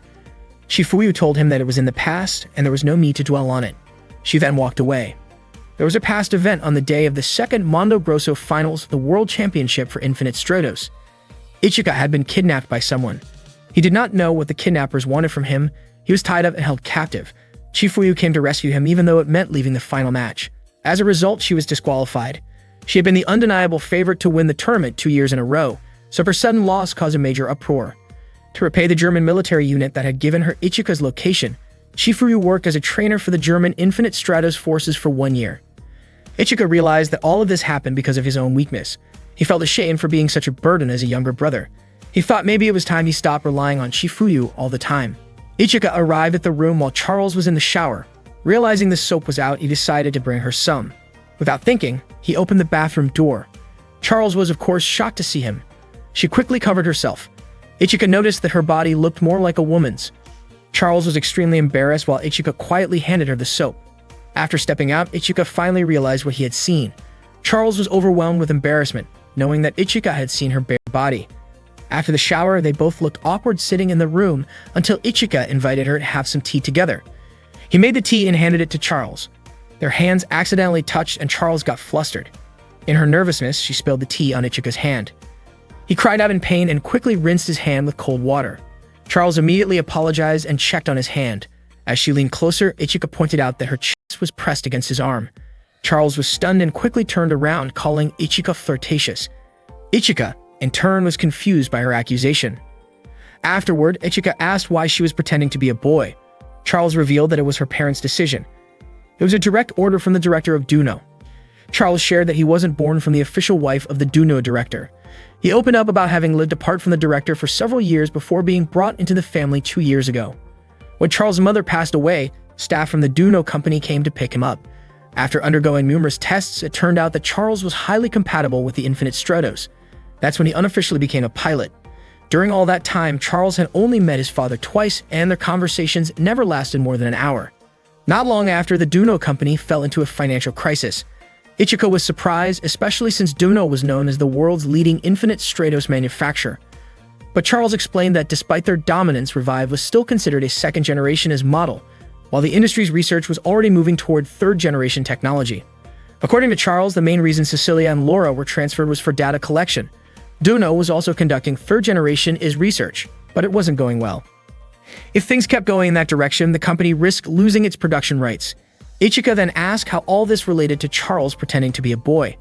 Charles said it was simply a marketing tactic to draw attention. By pretending to be male, it became easier to get involved in the special case taking place in Japan. Duno believed they could gather valuable data on both the pilot and the IS unit, so the company sent Charles with the hidden mission of collecting data on Ichika. At that moment, Charles felt relieved for finally telling the truth. He thanked Ichika for listening and apologized for deceiving him. Ichika asked whether Charles could truly accept everything that had happened and just let it go. He pointed out that while it's true no one can be born without parents, that doesn't mean parents have the right to do whatever they want with their children. Charles was taken aback by that, especially when Ichika revealed that both he and Chifuyu had been abandoned by their parents. Ichika admitted he had no intention of ever meeting them again. Then he asked what Charles planned to do next. Charles said she would probably be called back to her country now that her secret was exposed, and she wasn't sure what would happen after that. If she was unlucky, she might even end up in jail. Ichika urged her to stay and simply keep everything under wraps. Even if others found out, he believed neither her father nor the company could touch her due to the Infinite Stratos Academy's rules. As long as a student was enrolled there, They were not under the control of any country, corporation, or organization. So essentially, she would be safe for at least 3 years, and during that time, they could figure out what to do next. Charles was amazed that Ichika remembered that part of the school rules, considering there were 55 clauses in total. Ichika admitted he was pretty good at reading books. Charles thanked him again for protecting her. Ichika told her not to feel awkward around him. Just then, Ichika accidentally caught sight of Charles' exposed chest and quietly let her know. Embarrassed, Charles quickly covered herself. She then innocently asked if it caught his attention. Naturally, Ichika admitted it had. To his surprise, Charles teasingly offered to let him take a better look and joked that he was being flirty. Ichika was confused at how quickly she jumped to that conclusion. Suddenly, there was a knock on the door. It was Cecilia checking in to ask whether Ichika was feeling okay, as he hadn't eaten anything all day. Without waiting, she stepped into the room and saw Ichika with a blanket wrapped around Charles. Ichika said he was taking care of Charles, who was feeling unwell. Cecilia apologized and asked if she could take Ichika away for a bit since she hadn't had dinner yet. Charles gave them the go-ahead. Without wasting time, Cecilia quickly pulled Ichika along to have dinner with her. Unfortunately, as they were walking through the corridor, they ran into Haoki. She immediately stopped them and asked why they were holding hands and walking so closely. Cecilia replied that it was only natural for a man to guide a lady. Haoki, not wanting to be left out, said she wanted to join them for dinner too, claiming she hadn't eaten enough earlier. Cecilia reminded her that eating too much could lead to weight gain, to which Haoki responded that she would just burn off the calories through her kendo training. Without hesitation, Haoki grabbed Ichika's right hand and insisted he join them both. Ichika had no chance of escaping because both of them playfully pinched him, not letting him go. After dinner, Ichika returned to his room, bringing some food for Charles. Charles thanked him and started eating right away, but was surprised to find that the meal came with chopsticks, something she didn't know how to use. Ichika offered to get her a fork, but Charles stopped him. Ichika told her that sometimes it was okay to rely on others. If she was always too modest or independent, she might miss out on things. He suggested that she start learning to lean on someone, specifically on him. Charles then asked Ichika to feed her. At first, he seemed hesitant, but eventually agreed, since he was the one who told her to rely on him from time to time. Ichika fed Charles, and she looked genuinely happy. Later that night, Laura was at the training arena, lost in thought. She was determined to eliminate Ichika, believing that he had stained Chifuyu's reputation. It was a regular morning in Class 1-1, and a few students were busy chatting about a rumor that had been spreading around. Whoever won the upcoming tournament would get to go on a date with Ichika. Haoki just sat at her desk, quietly observing the conversation. Cecilia asked if Ichika had actually agreed to this arrangement. Yuko explained that Ichika had no idea about it, and it seemed like it was a deal made among the girls themselves. Just then, Ichika and Charles arrived. Charles asked what they were all talking about, but the group quickly dispersed. Lingyan returned to her class, and Cecilia went back to her seat. Ichika, of course, was completely confused about what was going on. Earlier, Haoki had told Ichika that if she won the tournament, she wanted to spend time with him. That's why she was surprised this rumor had started going around. It was supposed to be just her and Ichika, no one else. Determined, Haoki decided she had to win the tournament. That way, there wouldn't be any room for misunderstanding. She reassured herself that things would be different this time, not like before. Back in 4th grade, when she was still in grade school, there had been a national kendo championship. Everyone had expected her to win, but in the end, she couldn't even participate. She lost by default, all because her older sister discovered the Infinite Stratos. The overwhelming power of the Infinite Stratos led to serious concerns over its potential use in warfare. As a result, under the supervision of security agencies, Haoki and her family were constantly relocated, and she ended up living separately from her parents. On top of that, Fabana, her older sister, disappeared. Haoki found herself under constant surveillance, repeatedly interviewed, and emotionally exhausted from the whole ordeal. Still, she kept training in kendo. To her, kendo was the one thing that made her feel connected to Ichika. But one day, she realized that she had become someone she didn't want to be. It turned out she had been using kendo as a way to vent her stress. Haoki came to understand that calling herself strong while using violence as an outlet didn't represent true strength. That wasn't the kind of strength she wanted to have. She began to wonder if she could still win, without misunderstanding what strength truly meant. And she made up her mind she had to do it for her own sake. Later that afternoon, Lingyan arrived at the training arena. Not long after, Cecilia showed up as well. Lingyan said she was there to practice for the upcoming tournament, and Cecilia admitted she had the same idea. Lingyan challenged her to see which of them was stronger. Cecilia didn't back down. Lingyan arrogantly claimed that everyone already knew she was stronger than Cecilia. Cecilia smiled calmly and said that the weaker the dog, the louder it barks, and to her, Lingyan's overly confident behavior seemed to fit that saying perfectly. Annoyed, Lingyan activated her Infinite Stratos. Cecilia immediately did the same. But just as they were about to start their match, a sudden explosion was fired in their direction, catching both of them off guard. It was Laura. She had launched the attack. Laura was using Germany's third-generation Infinite Stratos unit, Schwarzer-Rogan. Lingyan shouted at her, asking what she was thinking by firing at them like that. Laura smugly remarked that Shenlong from China and Blue Tears from the UK looked much better in person than they did in the pictures. Lingyan, angered, challenged her and called her a masochist. Laura dismissed both Cecilia and Lingyan without a second thought.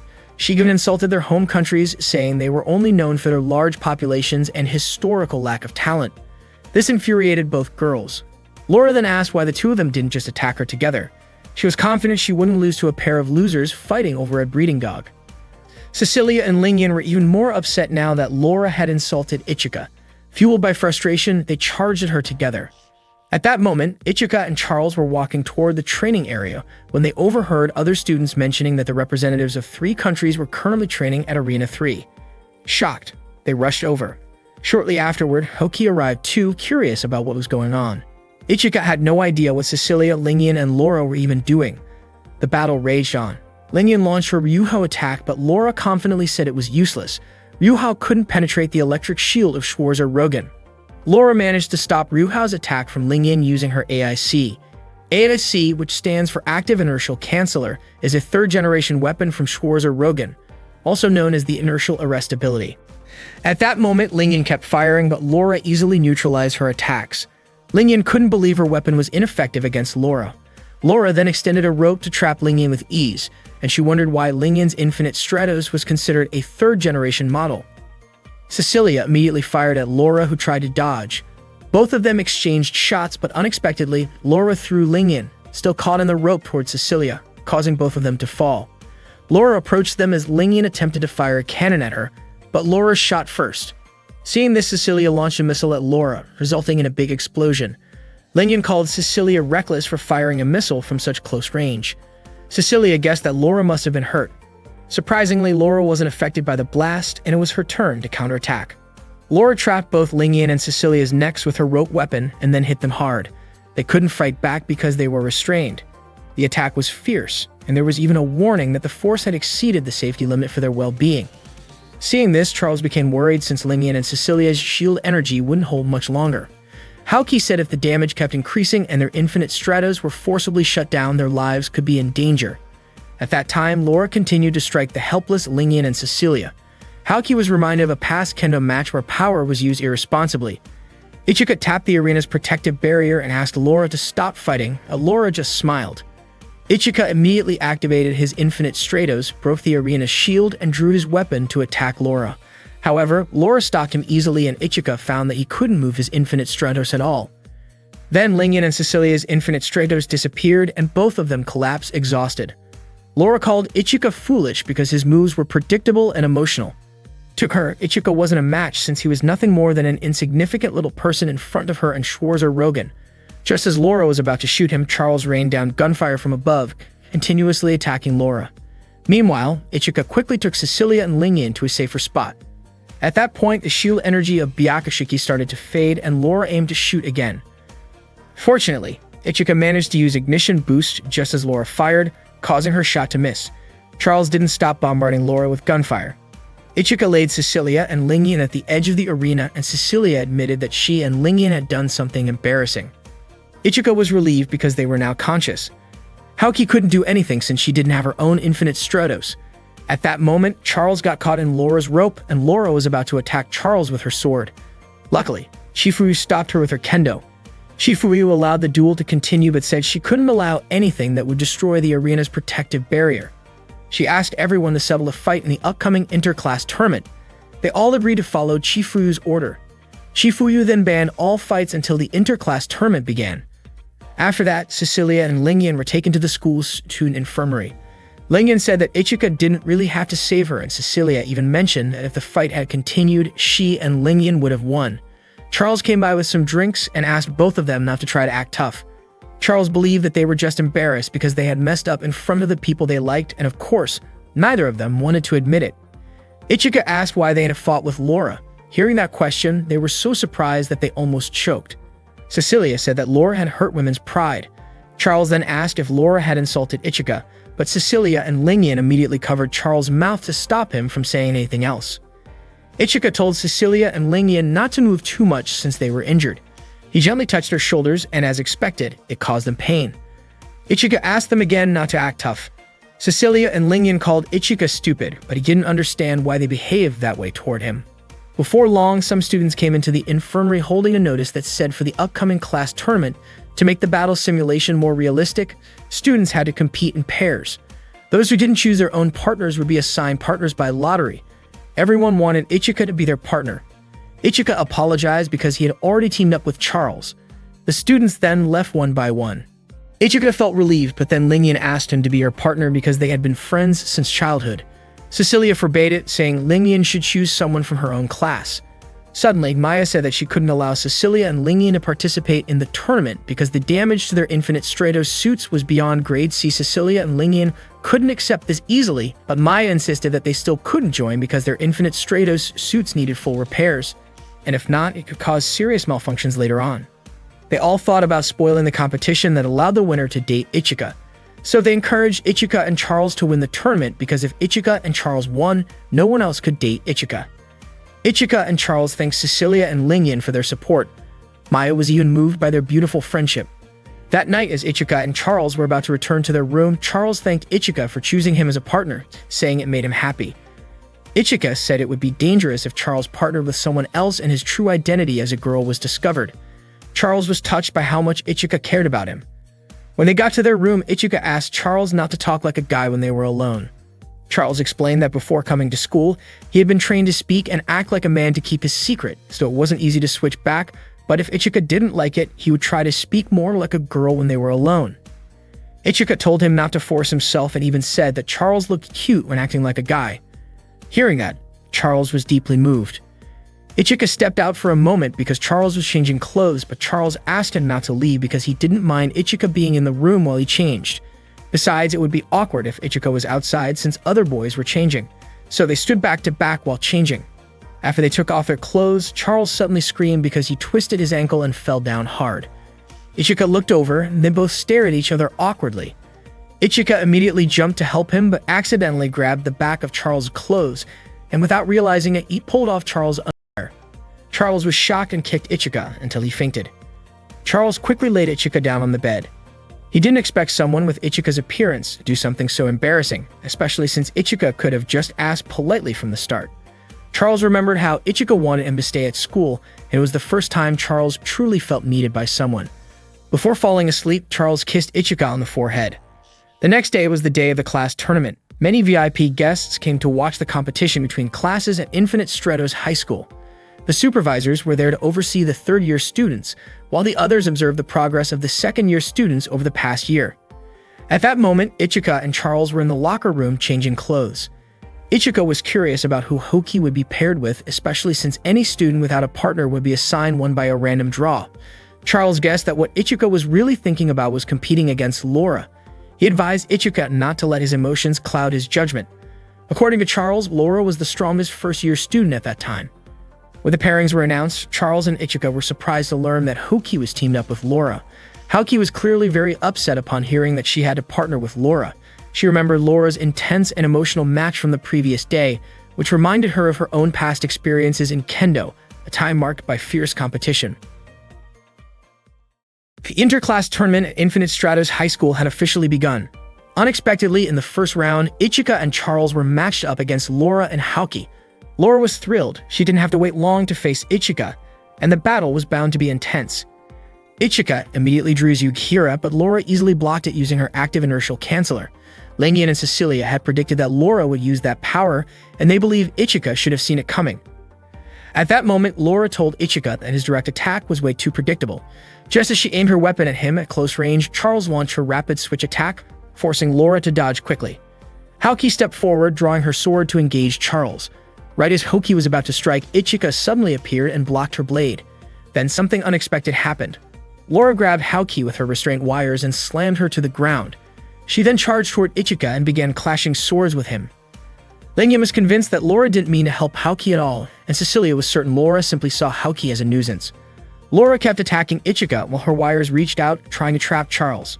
At that moment, Hoki went after Charles again, swinging her sword, but Charles fired at her repeatedly, forcing her to retreat. Maya, who was monitoring the match with Chifuyu from the control room, suspected that Charles was deliberately trying to take Hoki out of the fight first. Chifuyu agreed, saying it was a smart move since Laura wasn't used to fighting multiple opponents and didn't even consider her own partner as an ally. Maya noted that the coordination between Ichika and Charles was impressive, but to Chifuyu it was just average. Hoki continued to fight Charles, attacking with her sword, but Charles quickly responded with a barrage of shots, eventually depleting Hoki's shield energy and taking her out of the battle. Charles then rushed to support Ichika in his fight against Laura. Ichika felt relieved to have her by his side. He prepared to attack with Reiryaku Bakia, while Charles continued to shoot at Laura. Of course, Laura activated her active inertial canceller to block the attacks. Ichika approached from above, but Laura dodged swiftly and extended her wire weapons to try and catch him. Ichika attempted to counter using Yukihira, but Laura claimed it was useless since her active inertial canceller could block his attack. However, her concentration broke when Charles suddenly appeared in front of her. Ichika and Charles had planned a combo attack after realizing the weakness of the active inertial canceller. It could only be maintained if the user focused on the specific target they wanted to block. Charles kept firing at Laura, forcing her to dodge continuously, while Ichika closed in and tried to land a finishing blow with Yukihira. Unfortunately, Bayakashiki's shield energy was completely drained, leaving Ichika unable to fight. Laura was delighted. It meant Ichika was no longer a threat. She drew her sword to finish him off, but Charles kept firing at her. Irritated by the constant shots, Laura turned her wire weapon toward Charles instead. Charles was knocked down, and Laura moved in to strike Ichika directly. Just as Laura was about to land a final blow on Ichika, Charles suddenly used her ignition boost attack. Laura was stunned. There had been no prior record of Charles having that ability. It was the first time she had ever used it. As Laura tried to activate her active inertial canceller again, Ichika shot her from behind using Charles' rifle. Frustrated and furious, Laura launched her wire attack at Ichika. Charles quickly closed the distance and fired a shield pierce attack at point-blank range. The blast drastically reduced Laura's shield energy and sent her flying. The audience was stunned. Ichika and Charles had actually managed to disable Laura. But it wasn't over. Charles rushed toward Laura and delivered a powerful follow-up strike. Laura cried out, refusing to accept defeat in that match. About Laura's story, Laura was created, born, raised, and trained solely for battle. She was unique, designed to be the best, at least until the invention of the Infinite Stratos weapon system. To maximize her potential, nanomakines were implanted in her eye. However, her body couldn't handle the strain, and she ended up being labeled as a failed product. Things began to change when she met Chifuyu. To Laura, Chifuyu was an incredible instructor. Thanks to Chifuyu's guidance and her role in the Infinite Stratos military force, Laura eventually became one of the strongest members of the unit. She deeply admired Chifuyu, often wondering what made her so powerful and how someone could have such strength while still maintaining a kind expression. Chifuyu became someone Laura deeply respected, someone she saw as strong, honorable, and special. Because of this, Laura couldn't forgive anyone who tried to change Chifuyu, and she refused to accept any version of her that wasn't true to who she really was. During a battle against Ichika and Charles, Laura nearly lost all her strength. In that moment, driven by raw emotion, she kept pushing herself, shouting out as she fought. Her behavior started to worry the audience. Chifuyu instructed Maya to issue a Level D emergency warning. At that point, Laura's body began merging with her Infinite Stratos unit, turning into a massive, out-of-control form. A danger alert was broadcast, and the match was immediately cancelled. Instructors were dispatched right away to handle the situation. Guests and students were told to evacuate the area. As Laura's body continued to grow, Ichika noticed that the monstrous version of her was wielding Yukihira, the same weapon used by Chifuyu. Watching from the control room, Maya commented that this transformation was different from the previous incident that happened on the moon. She was curious about what exactly had happened to Laura. Laura's new form had turned into a giant black Infinite Stratos unit. Ichika stepped forward to try and stop her, but Laura's attack was too powerful and knocked him out of his unit. Her sword strike even injured his arm. Ichika recognized the move. He realized it was the very first sword technique he had learned from Chifuyu. He figured Laura must have been copying Chifuyu's style. As Laura moved in again, Ichika tried to strike back, but Haoki stopped him. He was frustrated because, from his perspective, Laura was the one who started all of this, and he wanted to put an end to it himself. Meanwhile, back in the control room, Maya noticed that Laura had suddenly stopped moving. Chifuyu guessed it was probably an automated defense program that reacted to movement or weapons. Maya wondered what Laura's state of consciousness was like during that moment. Back on the field, Ichika was still trying to break free from Haoki's grasp. To snap him out of it, Haoki slapped him. Ichika then explained that Laura had mimicked one of Chifuyu's sword techniques, a technique that to him belonged only to her. This reminded him of something Chifuyu had taught him long ago.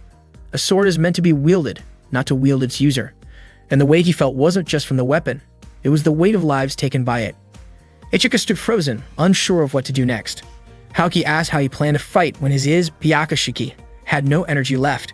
Seeing reinforcements arrive, she told him this situation could be resolved even without him.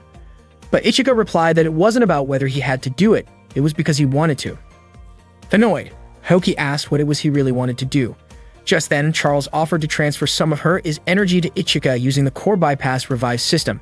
After giving him her energy, Charles asked Ichika to promise that he wouldn't lose. He agreed, saying that if he lost, he wouldn't even be worthy of being called a man.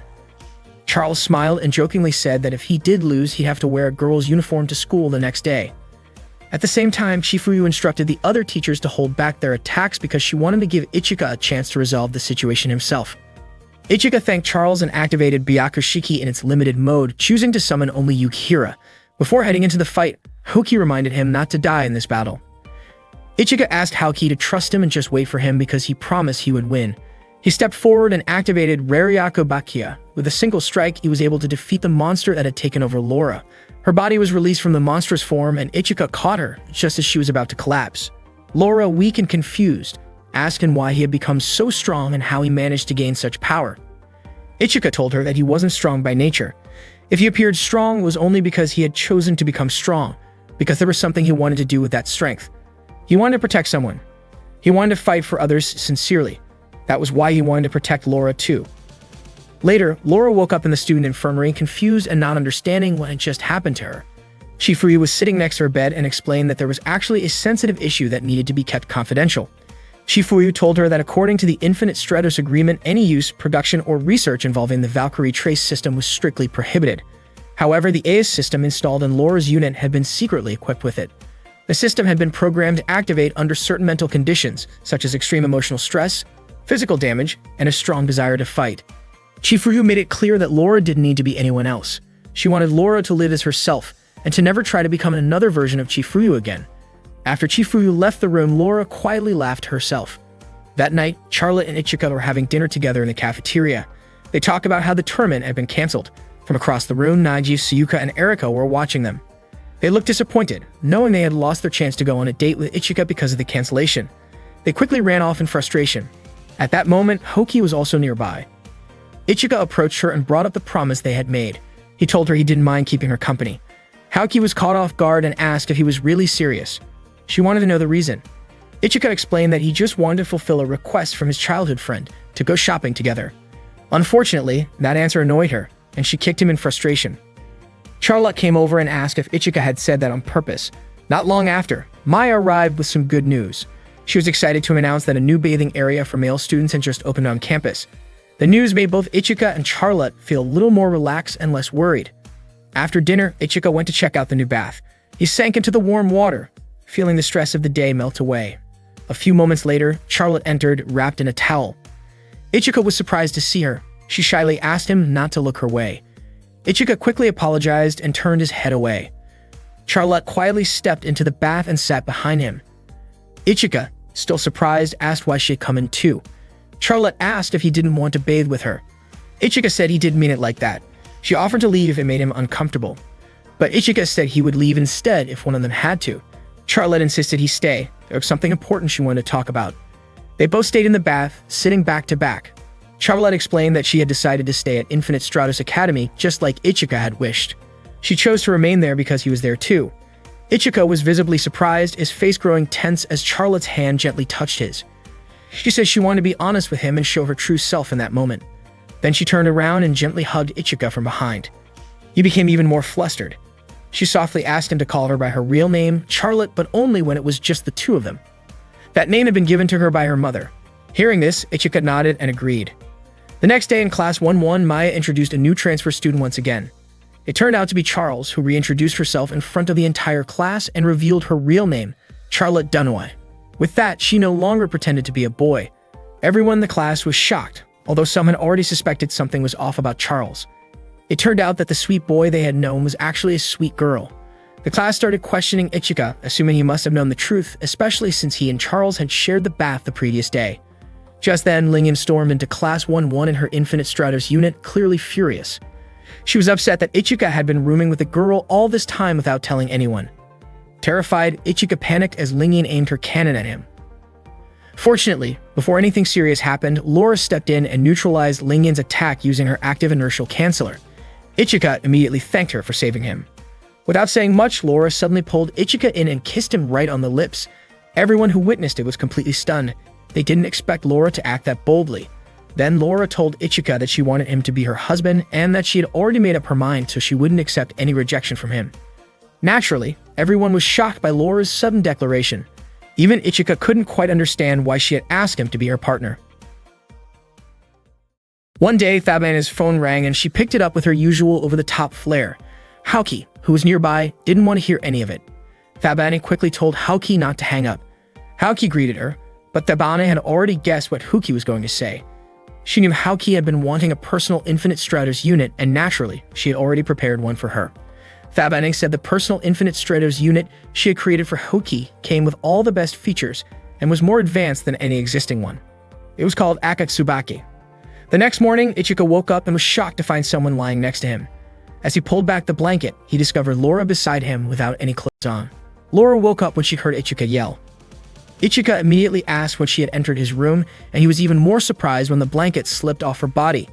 Ichika quickly covered his face and asked Laura to cover herself right away. Laura responded by saying that she didn't think husbands and wives should hide anything from each other. She had already considered herself his wife. Ichika was puzzled and asked what was going on with her. Laura explained that she had learned Japanese people call the ones they love wife. Ichika was confused and wondered who had told her such misleading information. Then Laura grabbed Ichika's hands and said he needed to improve his relationship skills, and she was even willing to help him learn if he needed it. Just then, Haoki barged into Ichika's room and invited him to do morning training. She was shocked when she saw Laura there, especially since Laura still wasn't dressed. Laura accused Haoki of having no manners for walking into a couple's room like that. That comment immediately set Haoki off. Ichika tried to calm her down, insisting that it wasn't what it looked like. But Haoki, already fuming, unsheathed her kendo sword, ready to teach Ichika a lesson. Later that day, Haoki was riding a train with Charlotte. On the way, she told Charlotte that her morning had started off badly. Charlotte asked why Ichika had only invited her. Apparently, Ichika wanted to buy a swimsuit and knew that Charlotte didn't have a proper one yet, especially with an upcoming beach event. Charlotte thought that reason sounded exactly like what she had expected. At the time, Ichika still called Charlotte by her old alias, Charles, which led her to immediately correct him. She said any guy who played with a girl's heart deserved to be kicked by a horse. Ichika didn't understand why Charlotte suddenly said something so intense, but he actually agreed that guys like that did deserve it. After getting off the train, Ichika was confused by Charlotte's angry expression. Charlotte said she would forgive him if he agreed to hold hands with her. Ichika complied, saying it would be dangerous to get separated in an unfamiliar city, and asked her to hold his hand tightly. Charlotte couldn't believe how oblivious he was to her feelings. Meanwhile, Lingyan and Cecilia had been secretly following them. Lingyan was furious to see Ichika and Charlotte holding hands and activated a small part of her Infinite Stratos unit out of frustration. Unexpectedly, Laura had also been tailing Ichika. Both Lingyan and Cecilia were surprised to see her. Laura explained that she had no intention of hurting Lingyan or Cecilia. However, Cecilia remained suspicious and asked what Laura's intentions really were. Laura simply said she wanted to join Ichika and Charlotte. Lingyan commented that before facing an opponent, it was better to gather information. Cecilia agreed and said they should keep watching Ichika and Charlotte to observe how close they had really become. In the end, Laura, Cecilia, and Lingyan all decided to continue monitoring them. During their outing, Ichika asked Charlotte if she wanted to come up with a new nickname since Charlotte wasn't as special anymore now that everyone knew her real name. He suggested calling her Charl because it was shorter and easier to say. Charlotte was overjoyed to receive a personal nickname from Ichika. Her face lit up so brightly that Ichika felt sure she loved it. Her eyes sparkled at the thought that she might be someone special to Ichika. After that, the two of them continued walking around and checking out different shops. Suddenly, Ichika asked Charlotte to go ahead without him because he needed to buy something else.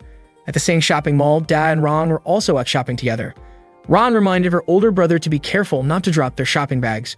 Dawn commented that Ron had bought way too much stuff. She explained that she was shopping for the upcoming third-year summer event, which she thought was really special. According to her, she needed swimsuits for the pool, the beach, for serious occasions, very serious occasions, and ultra-serious ones, so that everything would be perfectly prepared. Just then, Ichika showed up and greeted them. Ron let out a loud squeal when she saw Ichika suddenly standing right behind her. Don asked if Ichika was shopping too, and Ichika said yes. He then remarked on how much Don had in his hands. Ichika asked if it was all swimwear. Don explained that his little sister had gotten a bit too excited and picked out a bunch of swimsuits to show Ichika. Feeling embarrassed, Ran quickly gave her brother a light kick. Then she turned to Ichika and asked if he was also shopping for a swimsuit. Ichika told her that his school was going to have a beach event soon.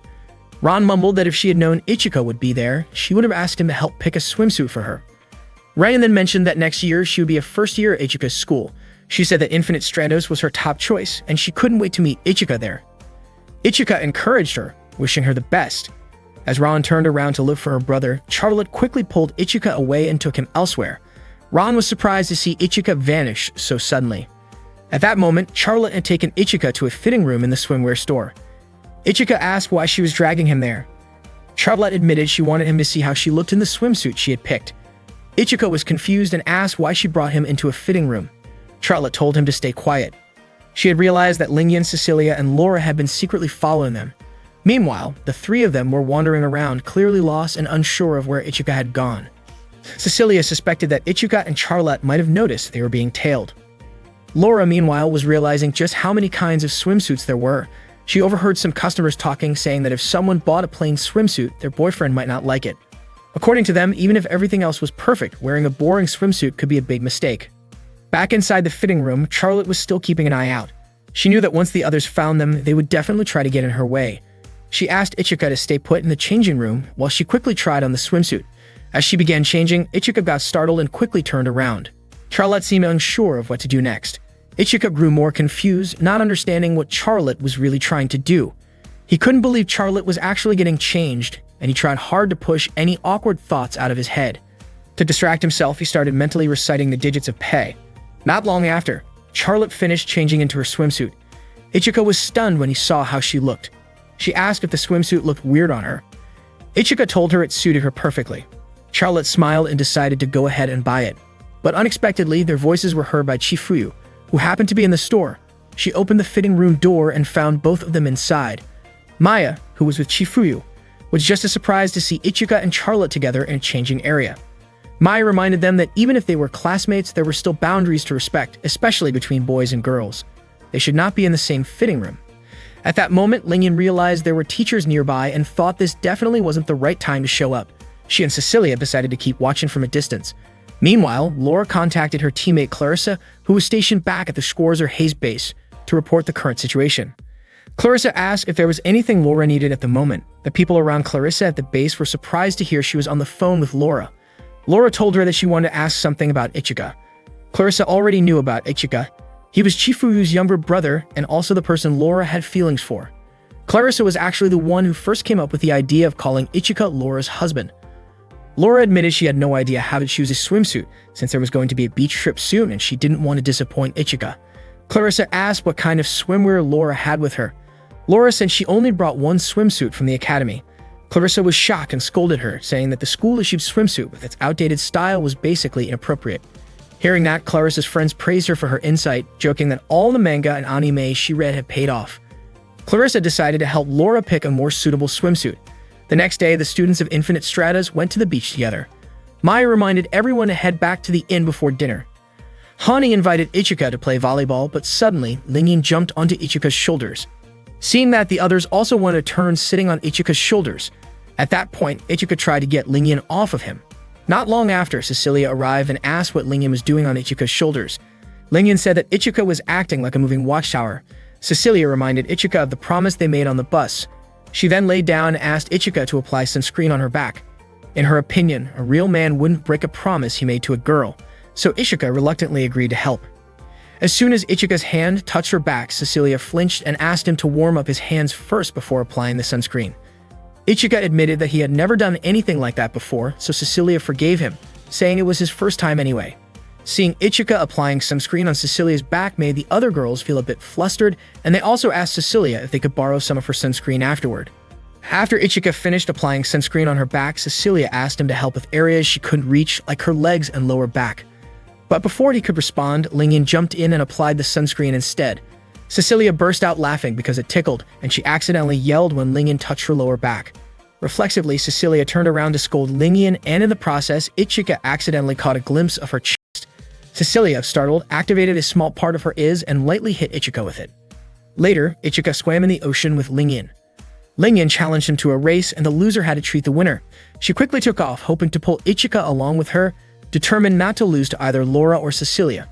But suddenly, her leg cramped up, and she started struggling in the water. As Lingyan began sinking, Ichika quickly rescued her and brought her back to the surface. She felt safe and comforted in Ichika's arms. Ichika carried Lingyan to the shore, and thankfully she was okay. Cecilia offered to take her back to the inn. Even though Lingyan wanted Ichika to take her instead, Cecilia asked Shizune for help, and the two of them dragged Lingyan back to the inn. Lingyan called out for Ichika as she was being taken away, but hearing her energetic voice reassured Ichika that she was probably doing fine. Not long after, Charlotte showed up with a girl wrapped in a towel. Ichika was surprised and asked who the girl was. Charlotte encouraged the girl to show herself to Ichika. When she spoke, it became clear it was Laura. Charlotte gently encouraged her to reveal her swimsuit look to Ichika. At that moment, Laura still felt nervous and was preparing herself. She quickly removed her towel to show her appearance to Ichika. In truth, she felt very shy and lacked confidence, but Ichika surprisingly told her that she looked very cute. Laura never expected Ichika to say something like that. It was the first time anyone had ever called her cute. Yuko and Hane reminded Ichika of his promise to play volleyball together. They played a 3-on-3 volleyball game, where Yuko passed the ball to the opponents, Charlotte sent the ball toward Ichika, and Ichika performed a spike. Luckily, Hane was able to hit the ball back, and then Eriko spiked it toward Laura. However, at that moment, Laura wasn't focused because she was still thinking about what Ichika had said to her. Laura ended up falling after the ball hit her face. Charlotte and Ichika rushed her side to check if she was okay. It turned out that Laura was still blushing because of Ichika's earlier compliment. Her cheeks turned red when Ichika called her name, and she ran to the beach, unable to face him. Ichika was confused and asked Charlotte what was going on with Laura and if they should go after her. Charlotte suggested they let Laura be. Not long after, Maya arrived because she was interested in the beach volleyball game. At that moment, Chifuyu showed up, stunning everyone with her appearance in a swimsuit. Yuko even commented that Chifuyu looked like a model. Maya and Chifuyu decided to join in on the volleyball game. Noticing that Ichika had been staring at Chifuyu for a while, Charlotte asked if Chifuyu was Ichika's ideal type. Ichika quickly denied it. According to Charlotte, Ichika's reaction was quite different compared to when he saw his other friends in swimsuits. Charlotte seemed a little insecure, especially now that Chifuyu had joined the match. Ichika told everyone to be careful because Chifuyu was very strong. They continued to play volleyball together, while Cecilia was still chasing Lingyan, who had run away from the inn. By accident, Lingyan bumped into Chifuyu, which shocked her. Meanwhile, Charlotte was calming Laura, who was still blushing from seeing Ichika. The students enjoyed their time on the beach, having fun and spending time together. In the afternoon, Chifuyu found Haoki alone arranging the beach. Chifuyu asked if there was something bothering Haoki as she had been lost in thought. She wondered if it had something to do with Thabane. Chifuyu mentioned that she had called Thabane the day before, and it turned out that Thabane had nothing to do with Laura's VT system. Chifuyu speculated that Thabane would appear tomorrow on July 7th. Haoki was eagerly anticipating the appearance of the infinite stratos created specifically for her, known as Akatsubaki. The students of Infinite Stratos High School went on a school trip to the beach. After soaking in the hot springs that night, they all had dinner together at a Japanese restaurant. Ichika was enjoying his sashimi and mentioned that the real wasabi served there tasted really good. Hearing this, Charlotte quickly ate all the wasabi on her plate, but unexpectedly, it was very spicy. Ichika asked if she was okay.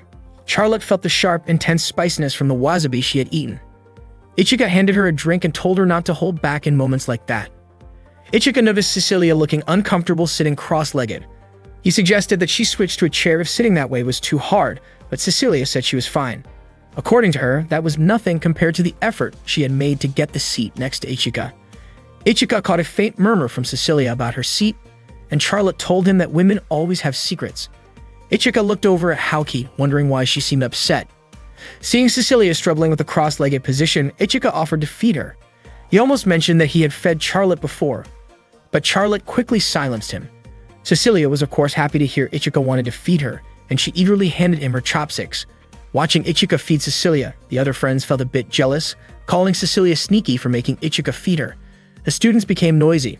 At that moment, Haoki wondered if Ichika had forgotten that tomorrow was July 7th. Hearing the commotion, Chifuyu appeared and asked everyone to eat quietly. She told Ichika not to cause any more trouble because it was starting to bother her. After Chifuyu left, Cecilia looked a little shy and Ichika whispered to her to just come to his room later. Hearing that, Cecilia's face flushed red. That night, Eriko, Yuko, and Hane looked bored. They had prepared various games to play with Ichika, but it was all useless since Ichika shared a room with Chifuyu. Meanwhile, Cecilia was smiling to herself as she had prepared some special underwear to meet Ichika. Hane, curious, approached Cecilia and exclaimed that Cecilia was wearing very tempting lingerie. Cecilia was immediately startled and embarrassed.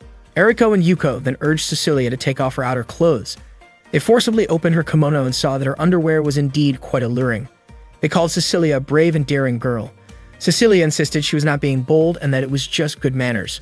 That night, Cecilia went to Ichika's room to see him, feeling very excited to meet him. Suddenly, Cecilia saw Charlotte, Lingyan, Laura, and Haoki eavesdropping outside Ichika's door. She approached them and asked what they were doing. Lingyan told Cecilia to be quiet and listen to the conversation inside the room. From what they overheard between Chifuyu and Ichika, they suspected something inappropriate was happening.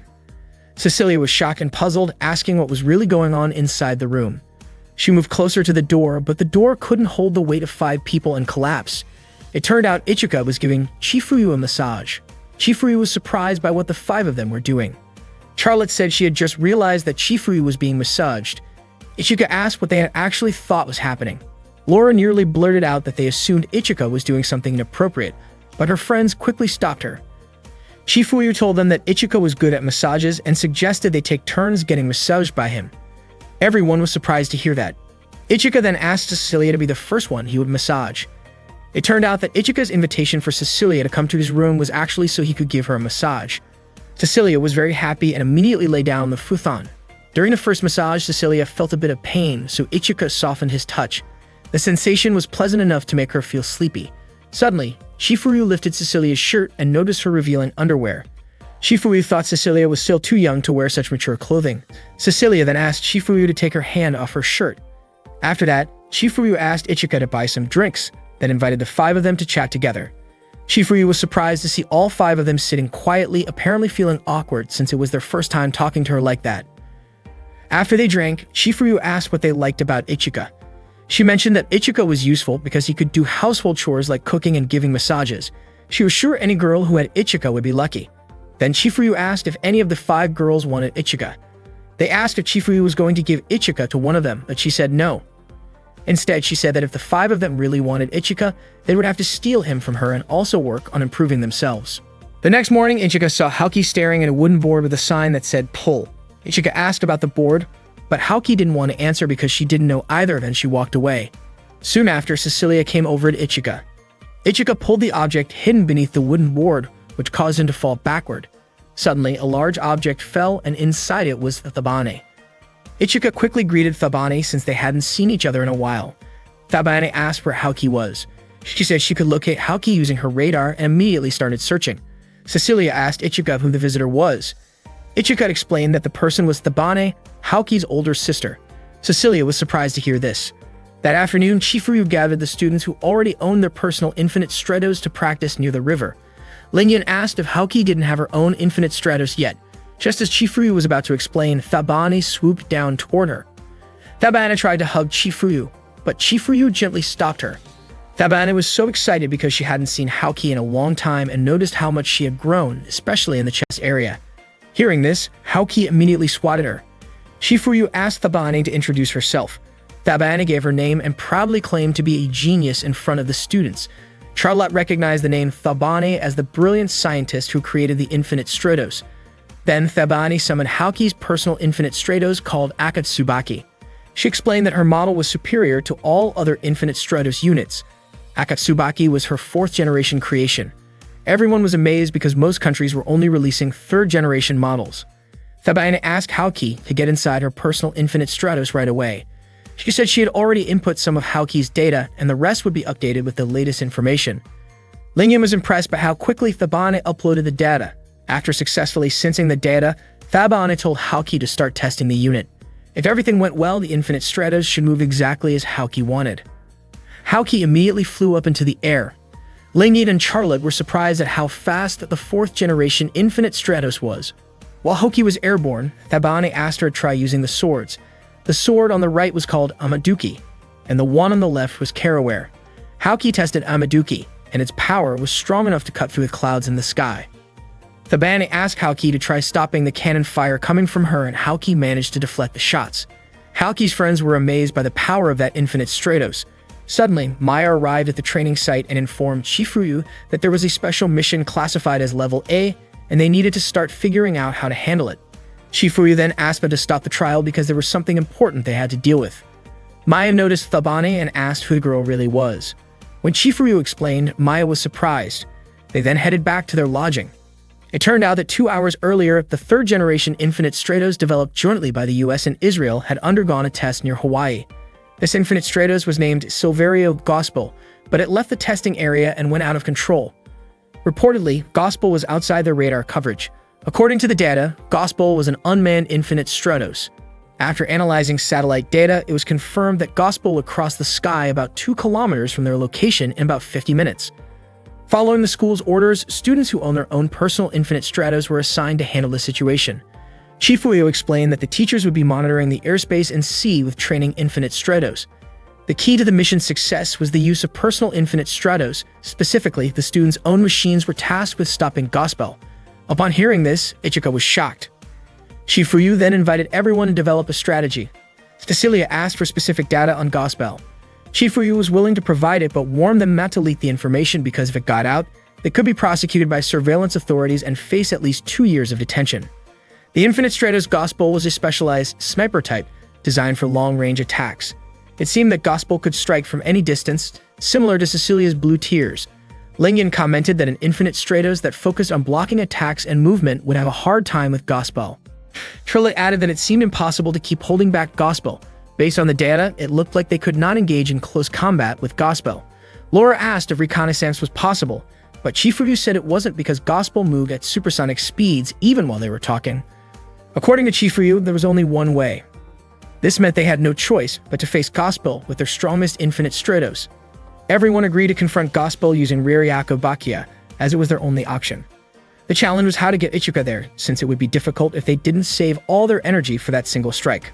Laura suggested that they might need an Infinite Stratos fast enough to chase the target, which meant they also needed strong sensors. Ichika then asked if he was the one who had to step forward to face Gospel. All of his friends agreed that he should be the one.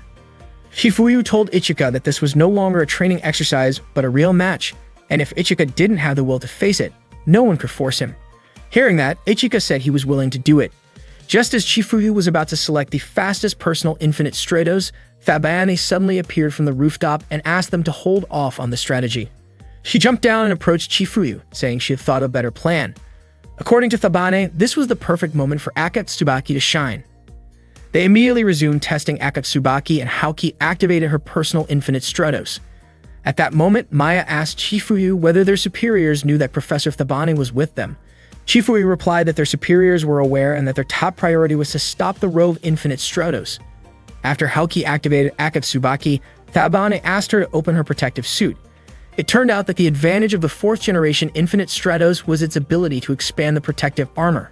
Akatsubaki could also be called the evolution of Yukira 2.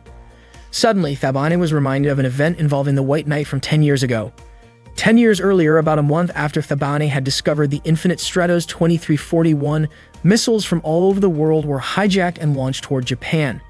During the global panic, a woman equipped with a silver Infinite Stratos appeared. She was nicknamed the White Knight because she destroyed all the missiles and then vanished toward the sunset as if it had all been an illusion. Thabane admitted that she was curious about who the White Knight really was, but Chifuyu was not curious at all. Thabane tried to mention the White Knight's chest size, but Chifuyu quickly hit her on the head. Thabane felt the pain and joked that her brain had split in two. Chifuyu actually thought it was a good thing because at that moment, Thabane could think more freely.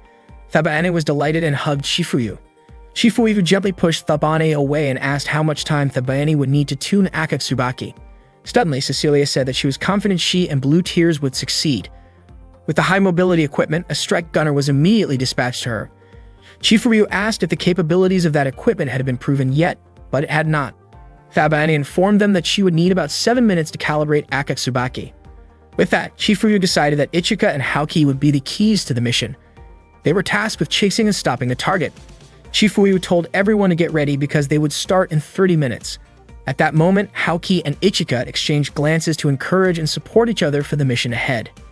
Seeing this, Thabane teased Haoki and asked her not to look so glum.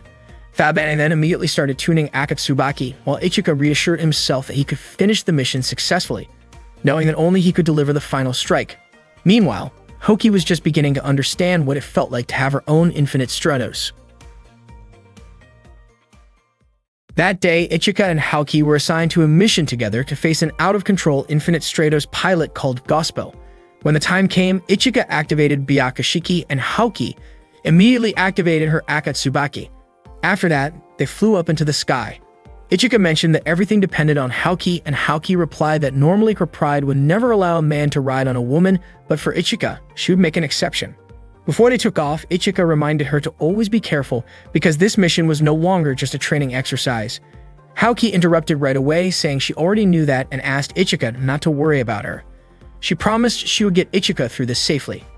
Ichika noticed Haoki seemed unusually excited and asked if it was because she finally had her own personal infinite Stratos. Haoki denied it and said she was no different from usual and told Ichika to just focus on the mission. Shifuyu, who was in the control room, reminded them that the key to this mission was for Ichika to defeat the Gospel Infinite Stratos with a single strike, so they needed to finish it as quickly as possible. Their target was an Infinite Stratos named Silverio Gospel, commonly referred to as Gospel. Haoki asked if she could assist Ichika when needed, and Shifuyu allowed it but warned Haoki not to act recklessly since she was inexperienced with controlling Akatsuki, which could lead to problems. Haoki promised she would do her best. At that moment, Lingen thought Haoki seemed a bit arrogant, and Cecilia shared the same impression. Charlotte understood how their friends felt, and after hearing this, Shifuyu asked Maya to open a private channel to Ichika. Then, Shifuyu informed Ichika that she was speaking to him privately and Haoki would not hear their conversation. She suspected Haoki might be getting carried away and worried that in such a state, Haoki could make a mistake. Shifuyu asked Ichika to help Haoki if any danger arose, and Ichika understood. After that, Maya returned to the open channel and asked everyone to prepare, signaling the mission operation to begin. Upon hearing the cue from Shifuyu, Ichika immediately grabbed onto Haoki's shoulder as she took off flying. Ichika was surprised at how fast Akatsuki really was. He praised the power of Akatsuki while Shifuyu and the others continued monitoring from the control room. Charlotte commented that Akatsuki was even faster than Ignition Boost, and Laura was amazed at its speed. Soon, the satellite connected, and the target's location was confirmed. Haoki told Ichika to get ready. When they got close to Gospel, they saw it directly. Haoki accelerated and informed Ichika that they would pass Gospel in 10 seconds. Ichika activated Yukihira, but unfortunately, when he tried to slash, Gospel dodged. They kept chasing Gospel, but suddenly, Gospel started firing a barrage of shots at them. After dodging, Ichika suggested they attack Gospel from two sides at the same time. Ichika asked Haoki to attack from the left side. Haoki quickly drew her two swords. They kept chasing Gospel, but it wasn't easy to attack because Gospel moved fast and kept bombarding them with many shots. Ichika and Haoki worked hard to avoid the attacks. Haoki told Ichika she would try to restrict Gospel's movement. She launched 2 attacks from her legion, and luckily one hit Gospel. Seeing Gospel stagger, Haoki immediately slashed her sword at him. After that, Haoki signaled Ichika to perform the Reryaku Bakuya attack. However, at that moment, Ichika noticed a naval ship directly below the water. He passed by Haoki and Gospel without attacking. Haoki didn't understand why Ichika didn't take the chance. Gospel pushed Haoki away and then fired shots at both her and Ichika, but luckily, they managed to dodge. Haoki was puzzled by what Ichika had just done and asked why he let such a great opportunity slip away. Ichika said that he could not proceed because there was a ship below them, even though the teachers were supposed to have closed off the waters. The ship was detected without any official registration, so it seemed like it belonged to pirates. Suddenly, Gospel resumed firing at them, and they quickly dodged the attacks. Haoki suggested that Ichika should just ignore the ship since it belonged to criminals, but Ichika refused. Gospel kept shooting at Ichika, draining his shield energy almost completely. Haoki then scolded Ichika, calling him foolish for protecting the criminals when he should have ignored the ship. Ichika reprimanded Haoki for saying that. He never expected Haoki to think that after gaining power, he would forget those weaker than him. Ichika wondered what had happened to Haoki, because this was not the Haoki he knew before. Those words deeply hurt Haoki, and she began to cry, feeling guilty. Unconsciously, her sword slipped from her hand, and she cried even harder because of the guilt. At that moment, Ichika realized that Haoki was also running low on energy. Suddenly, Gospel flew back up and rained down gunfire on them, but Haoki didn't notice. Ichika quickly shielded her from the explosions. Haoki was shocked to see Ichika take the hit to protect her, and she tried to catch him. At that point, Ichika was already powerless and unconscious. Because both of their energies were depleted, Ichika and Haoki fell into the water near the pirate ship. Meanwhile, Maya, who was in the control room with Chifuyu, asked whether the mission should continue since she couldn't detect any movement from Ichika and Haoki. Chifuyu said they hadn't been ordered to stop, so the mission would proceed. Maya then asked what they should do next. Shortly after, Charlotte knocked on the control room door, but Chifuyu told her to stay on alert and not to enter. Laura advised that they should follow Chifuyu's orders, but Charlotte was certain that Chifuyu was worried about Ichika since he was her older brother. Cecilia felt sad because Ichika still hadn't moved. Lingyan mentioned that Chifuyu hadn't checked on Ichika after ordering treatment. Previously, Ichika had lost consciousness due to Gospel's attack. Chifuyu and the others had rushed to the location to rescue him. Ichika's friends felt very sad, but Haoki could only remain silent and look gloomy. Chifuyu then instructed the rescue team to treat Ichika, but she hadn't given any more orders since. Laura asked what Chifuyu was supposed to do next. Cecilia pointed out that Chifuyu hadn't even said anything to Haoki. Although the mission had failed, Cecilia thought that Chifuyu's attitude seemed very cold in this situation. Laura believed the priority was to locate Gospel and Chifuyu would do whatever needed to be done.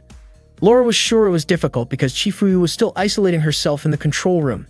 She asked her friends whether they thought visiting Ichika would help them defeat Gospel and added that there was a bigger issue they needed to deal with together. Meanwhile, Haoki was still waiting silently by Ichika's unconscious body in his room. She was deep in thought, overwhelmed by guilt. She recalled when Chifuyu and the others came to rescue Ichika after she and Ichika fell into the sea. Chifuyu said the mission had failed and that she would call them back if the situation changed, so she told everyone to stay alert. Haoki felt extremely guilty, remembering Ichika's words that he couldn't ignore the pirates. But Haoki wondered, weren't they just criminals? Ichika had asked her not to say things like that and questioned whether she thought forgetting those weaker than her after gaining strength was the right thing to do. Haoki cried and said that wasn't what she meant, and that she never intended to forget about the weak. Haoki was also wondering what Ichika meant when he called the pirates weak and whether those pirates really deserved protection even though they were lawbreakers. She questioned how Ichika could forgive them and if that was actually his strength, and whether that might be the reason why he had become so powerful over time. Haoki then reflected on herself and wondered if she only used her strength for fighting, while for Ichika, both the pirates and Haoki herself were people who needed protection. Suddenly, Maya came over and asked Haoki to take a rest as well, since her body was also exhausted from the stress and her condition was starting to worry the others. However, Haoki refused because she wanted to keep watching over Ichika until he recovered. Maya insisted again that Haoki should rest immediately because it was a direct order from Chifuyu. Upon hearing that, Haoki finally got up and left. Haoki ran toward the edge of the beach, breathing heavily, then remembered a time back in grade school when she and Ichika were cleaning their classroom. Their classmates teased Haoki by calling her a tomboy and asked if she was carrying a wooden sword that day. Haoki was frustrated but couldn't do anything about it. Ichika told everyone to go home right away, and if they didn't want to leave, he asked them to help clean the classroom. Hearing this, the classmates started questioning why Ichika was siding with Haoki and wondered if he liked her. They even joked that Ichika was already married to Haoki and teased that they were always getting close to each other every day. They laughed more at Haoki for wearing a ribbon the day before, which made her visibly annoyed. Without hesitation, Ichika punched one of those classmates. After that, Ichika and Haoki trained in kendo together. Haoki called Ichika foolish and asked if he wasn't worried about getting into trouble for hitting his friend. Ichika said he would stand up to anyone he couldn't forgive. He told Haoki not to worry because the ribbon she wore suited her perfectly and encouraged her to wear it again. Haoki blushed, and just as Ichika was about to leave, she asked him not to call her by her family name, since her father, mother, and older sister were all at the dojo. Calling her by her last name would cause confusion. She wanted Ichika to call her by her first name only. Ichika agreed and said she should call him by his first name as well. From then on, their relationship became closer. Haoki was still feeling down, worried about Ichika's condition. Suddenly, Lingyan appeared and called out to her. Lingyan said that Haoki's thoughts were predictable. She guessed Haoki was upset because she blamed herself for what had happened to Ichika. Haoki fell silent, which only annoyed Lingyan more. Then Lingyan grabbed Haoki by the collar to snap her out of it, reminding her that there was something important she needed to do. However, Haoki said that she would never get on an infinite Stratos again. Upon hearing this, Lingyan immediately slapped her and told her not to be so childish. She insisted that even the pilot of personal Infinite Stratos had no right to say something like that and called her a coward who couldn't fight when it really mattered. Haoki started crying and asked what she was supposed to do. She pointed out that nobody even knew where the enemy was, but if she did, she would definitely fight. Linyan was happy to see Haoki's fighting spirit return. Soon, their friends arrived as well. Charlotte said that today they would unite as one, while Cecilia reminded them that they couldn't afford to let the mission fail. Laura had already found the location of the Gospel, which was about 30 kilometers out at sea from their position. Even though the Gospel was in stealth mode, it still couldn't hide its physical form. Laura had detected it using satellite surveillance. Linyan praised Laura, calling her Germany's special forces. Linyan, Cecilia, and Charlotte were already prepared to head out.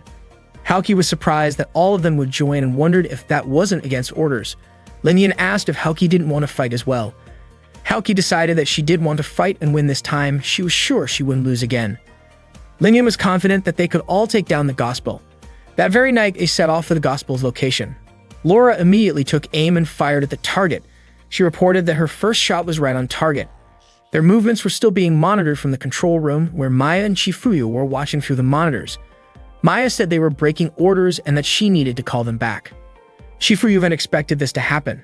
At that time, Ichika was still unconscious. Haoki and the others prepared themselves to attack the Gospel together.